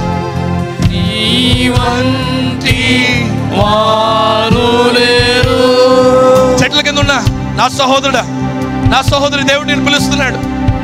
ఇదే నీకు చివరి అవకాశమే ఉండొచ్చేమో. ఈ రాత్రి కాలం పడుకొని మరలా రేపు లెగకపోవచ్చేమో. యేసయ్య నేను పిలుస్తున్నాడు. ఈ రోజు నువ్వు చేసిన నిర్ణయం ద్వారా నీ తరం మారబోతుంది. నీలో ఉన్న శాపం పోబోతుంది. దేవుడు నిత్యమైన ఆశీర్వాదం ఆయన కుమ్మరించబోతున్నాడు. Oh thank you Lord, oh thank you Lord. ఓ షన్న నద రబా బాబా, ఓ రీదా రబా. ఎదురొచ్చిన వాళ్ళు యేసయ్య అని పిలవండి. ఎదురొచ్చిన వాళ్ళు యేసయ్య అని పిలవండి. ఎవరు కూడా సిగ్గుపడద్దు. ఇక్కడ ఎవరు మిమ్మల్ని చూడట్లేదు. యేసయ్య ఒక్కడే చూస్తున్నాడు. నోరు తెరవండి, నోరు తెరవండి. యేసయ్య అనే చేతులెత్తి నేను పిలుస్తున్నాను. నా మీద ఉన్న పాపం తీసివేయి. నా మీద ఉన్న పాపం ఈ రాత్రి కాల సమయంలో నాకు విడుదల దయచేయి. దురాత్మ శక్తి పట్టిన వాళ్ళు ఉంటే ముందుకు తీసుకురండి. భయంకరమైన వ్యాధి కలిగిన వాళ్ళు ముందుకు రండి. అద్భుతాలు జరుగుతున్నాయి. మొరపెట్టు, కన్నీళ్ళు కాచు. యేసయ్య నేను చేసిన పాపముని ఈ రోజు ఒప్పుకుంటున్నాను. నేను పాపిని ఒప్పుకుంటున్నాను. ఈ రోజు నేను రక్షించబడాలి. ఈ రోజు నేను నీతిమంతుడవ్వాలి. ఈ రోజు నీ రక్తం ద్వారా కడగబడాలి. యేసయ్య నా జీవితంలో ఒక అద్భుతం చేయండి. నా జీవితంలో ఒక అద్భుతమైన కార్యం చేయండి. అడగండి అడగండి అడగండి అడగండి అడగండి. అద్భుతాలు జరుగుతున్నాయి. అద్భుతాలు జరుగుతున్నాయి. యేసు అని పిలవండి. యేసు అని పిలవండి. యేసు అని పిలవండి. యేసు అనే నామంలో రక్షణ ఉన్నది. యేసు అనే నామంలో విడుదల ఉన్నది. యేసు అనే నామంలో అధికారం ఉన్నది. యేసు అనే నామంలో లోకం ఒడుగుతుంది. అద్భుతాలు చేయువాడా, ఓ రబా రబా రబా, ఓ హల్లెలూయా. చేతులు పైకెత్తండి, చేతులు పైకెత్తండి. వెనక కూర్చుంటే వాళ్ళు సెలెక్షన్ పడతారా? వెనక కూర్చుంటే వాళ్ళందరూ సెలెక్షన్ పడతారు. మనందరం కలిసి దేవుని మొర పెడదాం. ఇక్కడ ఉన్న వాళ్ళకి అద్భుతాలు జరుగుతున్నాయి. ఈ రోజు హృదయాలు మారబోతున్నాయి. పరలోకం ఎత్తికి వచ్చి ఉన్నది. పరలోకం ఎత్తికి వచ్చి ఉన్నది. పరలోకం ఎత్తికి వచ్చి ఉన్నది. అద్భుతాలు జరుగుతున్నాయి. మొరపెట్టండి, మొరపెట్టండి. నిలబడి ప్రతి వారు మొరపెట్టండి. ప్రతి వారు మొరపెట్టండి. నేను మీ గురించి తర్వాత ప్రార్థన చేయబోతున్నాను. మీ గురించి తర్వాత నేను ప్రార్థన చేయబోతున్నాను. Thank you Lord, thank you. మొరపెట్టండి అమ్మా. ఈ రోజు నీలో ఉన్న పాపం పోవాలి. నీ శాపం పోవాలంటే నీ పాపం వస్తు పోవాలి. నీ పాపం పోయినట్లయితే నువ్వు ఆశీర్వదించబడిన వ్యక్తిగా మార్చబడతావు. నేను ఆశీర్వదించిన వాళ్ళు ఆశీర్వదిస్తాడు. నేను శపించిన వాళ్ళు దేవుడు శపించబోతున్నాడు. ఈ రోజు నుంచి ఈ చరిత్రను దేవుడు మార్చబోతున్నాడు. ఈ రోజు నుంచి నీ చరిత్రను దేవుడు మార్చబోతున్నాడు. ఇదిగో అద్భుతాలు జరుగుతున్నాయి. పిలవండి, యేసు అని పిలవండి. నజరేయుడైన యేసు, నజరేయుడైన యేసు, జీవం కలిగిన దేవా. పిలవండి, పిలవండి, తెరవండి, కన్నీళ్ళు కార్చండి. ఇంతకాలం నేను వ్యతిరేకంగా జీవించాను, ఇంతకాలం విరోధంగా జీవించాను. యేసయ్య నాలో అద్భుతం జరిగించండి. యేసయ్య నా జీవితంలో అద్భుతం జరిగించండి. పిలవండి, కన్నీళ్ళు కార్చండి. యేసు, యేసు, యేసయ్యా, యేసయ్యా. గ్రౌండ్ నుండి వాళ్ళందరూ పిలవండి, పిలవండి. అద్భుతాలు జరగబోతున్నాయి. యేసు అనే నామముల అధికారం ఉన్నది. లోకంలో ఏ అధికారం లేదు. లోకంలో ఏ పేరులో అధికారం లేదు. యేసు అనే పేరులో అధికారం ఉన్నది. పిలవండి, యేసు అని పిలవండి, యేసు అని పిలవండి. యేసుని స్వస్థపరచబోతున్నాడు. నీ వ్యాధి ఏమైనాను, నీ బలహీనత ఏమైనాను ఈ రోజు రాధా రాధా రాబా బాబా, ఓ రీదా లాబా రాకా రాబా బాబా. పిలవండి, యేసు అని పిలవండి. గ్రౌండ్ లో ఉండేవాళ్ళు, చెట్ల కింద ఉండేవాళ్ళు ముందుకు రండి. చెట్ల కింద ఉండేవాళ్ళు ముందుకు రండి. పరిశుద్ధాత్మ దేవుడు క్రియ చేయబోతున్నాడు. హల్లెలూయా. ఓ రాధా రాబా రాకా రాబా బాబా. Thank you Lord. పిలవండి, యేసయ్యా నన్ను క్షమించు. నీకు వ్యతిరేకంగా పాపం చేశాను, నీకు వ్యతిరేకంగా జీవితం చేశాను, ఇంతకాలం నీకు ఇష్టం లేని జీవితం జీవించాను. నన్ను క్షమించయ్యా, నన్ను క్షమించు. ఈ రోజు నుంచి నా కుటుంబం రక్షించబడాలి, ఈ రోజు నుంచి నేను ఆశీర్వదించబడాలి, ఈ రోజు నుంచి నీ బిడ్డగా నేను మారాలి. అద్భుతాలు చేయువాడా, అద్భుతాలు జరుగుతున్నాయి.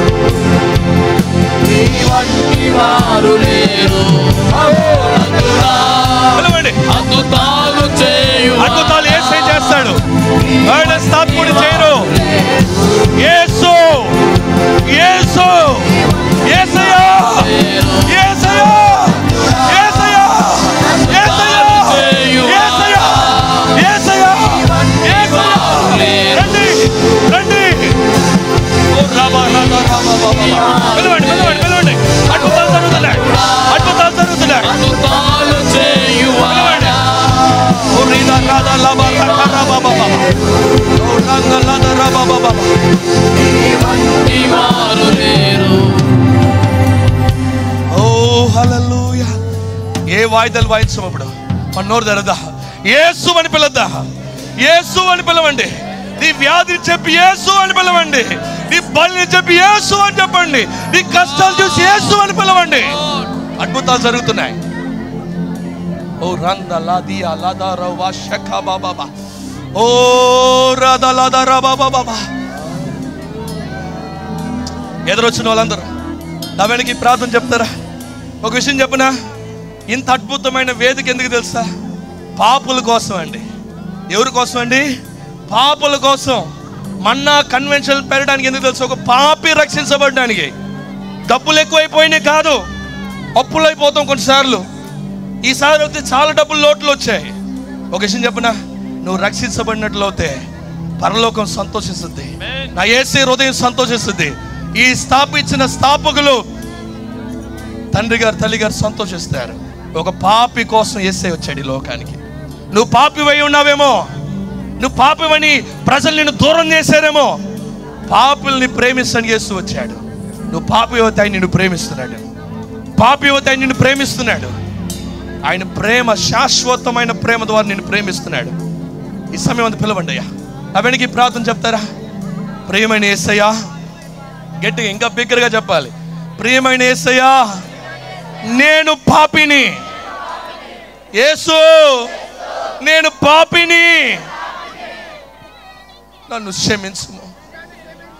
ఈ రోజు నుంచి నీ బిడ్డగా నన్ను చేర్చుకున్నాము. ఈ రోజు మొదలుకొని నా జీవితంలో నువ్వే తండ్రివి, నువ్వే నా రాజువి, నువ్వే నా దేవుడవు. నీ వాక్యాన్ని నేను నమ్ముచున్నాను. నువ్వు జీవంగలిగిన దేవుడు నమ్ముచున్నాను. నా కోసం మరణించేవని నమ్ముచున్నాను. తిరిగి లేచి త్వరగా రాబోతున్నా నమ్ముచున్నాను. యేసయ్యా, నేను నీటి బాప్టిజం పొందుకుంటాను. నీ కోసం నేను నమ్మకంగా జీవిస్తాను. నాకు సహాయం చేయము. నా పేరుని జీవ పుస్తకంలో రాయము. యేసు నామందు ప్రార్థిస్తున్నాం తండ్రి, ఆమేన్. ఇప్పుడు రెండో విషయం, అక్కడ నిలబడిన వాళ్ళు దెయ్యముల ద్వారా పీడించబడుతున్నారేమో, దురాత్మ శక్తుల ద్వారా పీడించబడుతున్నారేమో, భయంకరమైన మాంత్రిక శక్తుల ద్వారా పీడించబడుతున్నారేమో, లేకుంటే చెప్పలేని వ్యాధుల ద్వారా పీడించబడుతున్నారేమో. వేగంగా ముందుకు రండి, నేను మీ గురించి ప్రార్థన చేస్తాను. ఉద్యోగాలు లేరని బాధపడుతున్నావేమో, జ్ఞానం లేదని బాధపడుతున్నావేమో, యేసయ్య నీకు ఇవ్వబడుతున్నాడు. త్వరగా రండి, త్వరగా రండి, త్వరగా రండి. మీ గురించి ప్రార్థన చేయబోతున్నాను.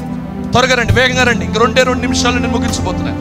త్వరగా రండి. ఎవరైతే బలహీనంగా ఉన్నారు, ఎవరైతే వ్యాధితో బాధపడుతున్నారు, కుటుంబ సమస్యలతో బాధపడుతున్నారు, ఎవరైతే భయంకరమైన సమస్యలు, చెప్పలేని సమస్యలు,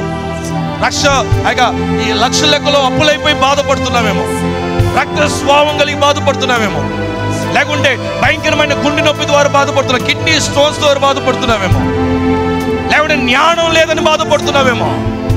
రండి. ఎలాంటి శాపం ఉన్న నీ కుటుంబంలో యేసు అనే నామములో విడుదల ఉన్నది. యేసు అనే నామములో విడుదల ఉన్నది. యేసు అనే నామములో మాత్రం విడుదల ఉన్నది. రండి, త్వరగా రండి, త్వరగా రండి. Thank you lord. రండి రండి అమ్మ, మొరపెట్టండి. దేవాన్ని ఆశీర్వదించని అడగండి.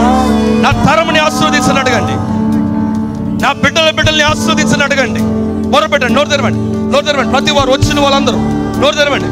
ఎదురుండే వాళ్ళు నోరు తెరవండి. దేవుని అడుగుదాం. ఒక్క నిమిషం అడగండి అమ్మా, అడగండి. రండి, త్వరగా రండి. ఎలాంటి వ్యాధి అయినా పర్వాలేదు, ఎలాంటి బలహీనత పర్వాలేదు. ఒకవేళ నువ్వు సేవకుడిగా ఉండి నమ్మకం లేని సేవకుడిగా నువ్వు జీవిస్తున్నావేమో, ఇంతకాలం మోసకరమైన వేషధారమైన సేవ చేస్తున్నావేమో, దేవునికి మోసం చేసావేమో, నువ్వు ముందుకురా. నేను కూడా దేవుడు పిలుస్తున్నాడు. అందరూ తప్పులు చేసిన వాళ్ళమే, ఎవరు నీతిమంతుడు లేడు. నీతిమంతుడు ఒకడు ఉన్నాడంటే ఆయన ఒక్కడే. ఆయనే మనల్ని మార్చగలడు. రండి. ఎవరికి వరాలు కావాలి రండి, యేసయ్య ఇస్తున్నాడు. ఎవరికి ఆత్మ అభిషేకం కావాలి రండి, యేసయ్యని అడగండి. ఇప్పుడు అద్భుతాలు జరుగుతున్నాయి.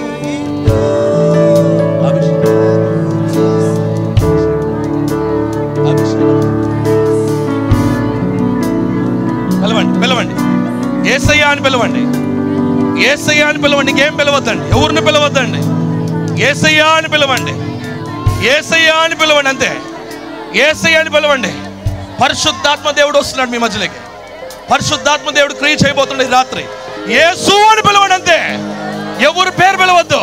యేసయ్యా, యేసయ్యా, యేసయ్యా, యేసయ్యా, యేసయ్యా, యేసయ్యా, యేసయ్యా, యేసయ్యా, యేసయ్యా, యేసయ్యా, యేసయ్యా, యేసయ్యా.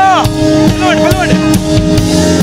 ఈ వ్యాధులు యేసు నామములో దురాత్మ శక్తి, మాంత్రిక శక్తులు, శిఖర శక్తి యేసు నామములో ఇప్పుడే శరీరాల నుంచి బయటకు వెళ్ళిపో. భయంకరమైన మాంత్రిక శక్తులు, భయంకరమైన మాంత్రిక శక్తులు యేసు నామములో శరీరాల నుంచి బయటకు వెళ్ళిపో. భయంకరమైన వ్యాధులు, ఏ వ్యాధి పర్వాలేదు, నీ పేరు పెట్టి చెప్తున్నాడు యేసు నామములో. ఇప్పుడే బయటకు వెళ్ళిపో, ఇప్పుడే బయటకు వెళ్ళిపో. పరిశుద్ధాత్మ దేవ రండి, ఈ ప్రజలు తాగండి, రండి అయ్యా తాగండి. అభిషేకమా, ఆత్మాభిషేకమా, పిలవండి, పరిశుద్ధాత్మ దేవుని పిలవండి. అద్భుతాలు జరుగుతాయి. నీవు నాలో ఉన్నా నాకు భయమే లేదు. నేను దావీదు వలెనుందును. నీవు నాలో ఉన్నా నాకు భయమే లేదు. నేను దావీదు వలెనుందును. గోలియాతును పడగొట్టి పిలవండి, పరిశుద్ధాత్మ దేవుని పిలవండి. గోలియాతును ఇప్పుడే స్వస్థతలు జరుగుతున్నాయి. అభిషేకమా, ఆత్మాభిషేకమా, నన్ను దీవింప ఆపైకి దిగిరమ్మయా. అభిషేకమా, ఆత్మాభిషేకమా, నన్ను దీవింప ఆపైకి దిగిరమ్మయా. నీవు నాలో ఉన్నా నేను ఎలిసా వలె లోతాను విరగొట్టెను. నీవు నాలో ఉన్నా లోతాను విరగొట్టెను. ఎన్నో ఘనమైన కార్యములు చేయగలను. ఎన్నో ఘనమైన ఇప్పుడే ప్రతి వారిని ఆత్మతో తాకండి, పరిశుద్ధాత్మ దేవ తాకండి. ఎంత భయంకరమైన వ్యాధులు, ఎంత భయంకరమైన వ్యాధులను, కుష్ఠ వ్యాధులను, ఎలాంటి పక్షవాతమైనను, ఆకస్మికమైనను, కిడ్నీ సమస్యలను యేసు నామములో ఇప్పుడే ఇప్పుడే విడుదల పొందుకొనుగాక. అభిషేకం కనిపెడుతున్నారు, అభిషేకం పొందుకొనుగాక, అభిషేకం పొందుకొనుగాక. ఇప్పుడు right now, right now, right now, right now. ఇప్పుడే ఇప్పుడే దేవుని ఆత్మ ఓ సోదరి ఇప్పుడే తాకుతుంది. ఓ సోదర ఇప్పుడే ఇప్పుడే ఇప్పుడే ఇప్పుడే నిజమైన పెంటెకోస్తు సభ, నిజమైన పెంటెకోస్తు సభ దేవుని అనుభవం పొందుకోండి. అభిషేకమా, అభిషేకమా, అభిషేకమా, ఆత్మాభిషేకమా, నన్ను దీవింపనాపై దిగిరమ్మయా. అభిషేకమా, అభిషేకమా, అభిషేకమా, అభిషేకమా, ఇప్పుడే ఇప్పుడే పరిశుద్ధాత్మ దేవ తాకండి. గ్రౌండ్ ఉండే పారిపోతున్న శక్తి, భయంకరమైన వ్యాధి యేసు నామములో విడుదల పొందుకో,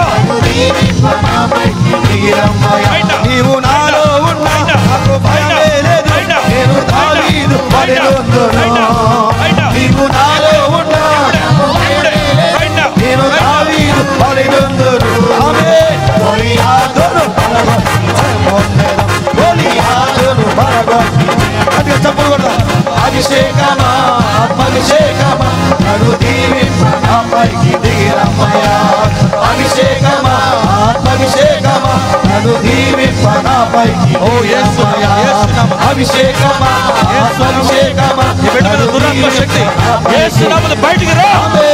అభిషేకమా అభిషేకమా రాధా రాబా లఖబా నాపైకి ఓరి అభిషేకమా అభిషేకమా నన్ను దీవింప నాపైకి దిగిరమ్మయ్యా అభిషేకమా అభిషేకమా యేసు నామములో యేసు నామములో యేసు నామములో యేసు నామములో తాగండి ఇప్పుడు తాగండి ఇప్పుడే విడుదల పొందుకుని గాక యేసు నామములో కన్నీళ్లు బాధ సమస్యలు యేసు నామములో యేసు నామములో యేసు నామములో యేసు నామములో అభిషేకమా యేసు నామములో యేసు నామములో నీవు నాలో ఉన్నా నాకు భయమే లేదు యేసు దావీదు వలె యేసు నామములో ఇప్పుడే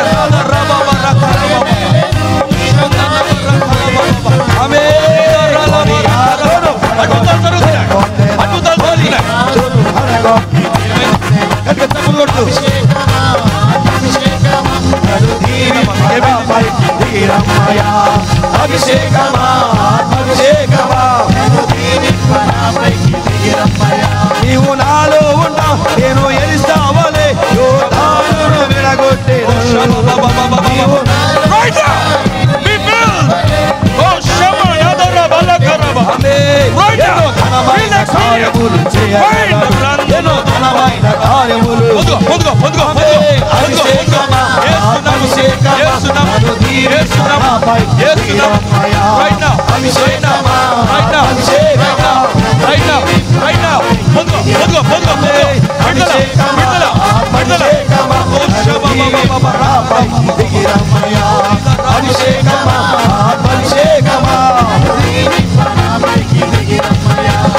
అభిషేకమా అభిషేకమా నన్ను దీవింప నాపైకి ఆమేన్ అభిషేకమా అభిషేకమా నన్ను దీవింప నాపైకి దిగిరమ్మయ్యా అభిషేకమా అభిషేకమా నన్ను దీవింప నాపైకి దిగిరమ్మయ్యా అభిషేకమా అభిషేకమా ఆమేన్ అభిషేకమా అభిషేకమా నన్ను దీవింప నాపైకి దిగిరమ్మయ్యా అభిషేకమా అభిషేకమా Holy Spirit, Holy Spirit, Holy Spirit, Holy Spirit. Agni Abhishekam. Right now, right now, right now, right now. Oh, Rina Shakababa.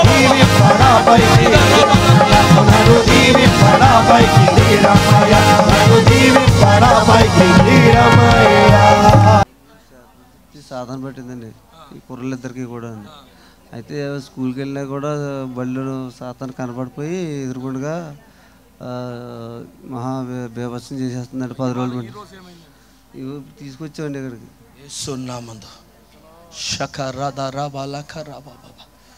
ఏ బయటికి వెళ్ళిపో బయటికి వేస్తున్నామందు రూమ్ రా దియా షకరా బాబా వేస్తున్నామందు సకల సైతాన్ శక్తులు బిడ్డల మీద వాళ్లకున్నట్టుగా ప్రభా నీ సృష్టిలో భయంకరమైన శాపం దురాత్మ శక్తి యేసు నామములో తాకబడును గాక యేసు నామములో తాకబడును గాక యేసు అధికారంగా నామములో ఈ కుటుంబంలో ఉన్న ప్రతి రకమైన మాంత్రిక శక్తి యేసు నామములో కాల్చబడును గాక యేసు నామములో వ్యతిరేకంగా చేస్తున్న ప్రతి రకమైన మాంత్రిక శక్తులు ఇప్పుడే right now in the name of Jesus ఇప్పుడే రైట్ నౌ కాల్చివేస్తున్న దురాత్మ శక్తి యవనస్తుల మీద రావడం నీకు అధికారం లేదు. మా యవనస్తులు యేసే బిడ్డలు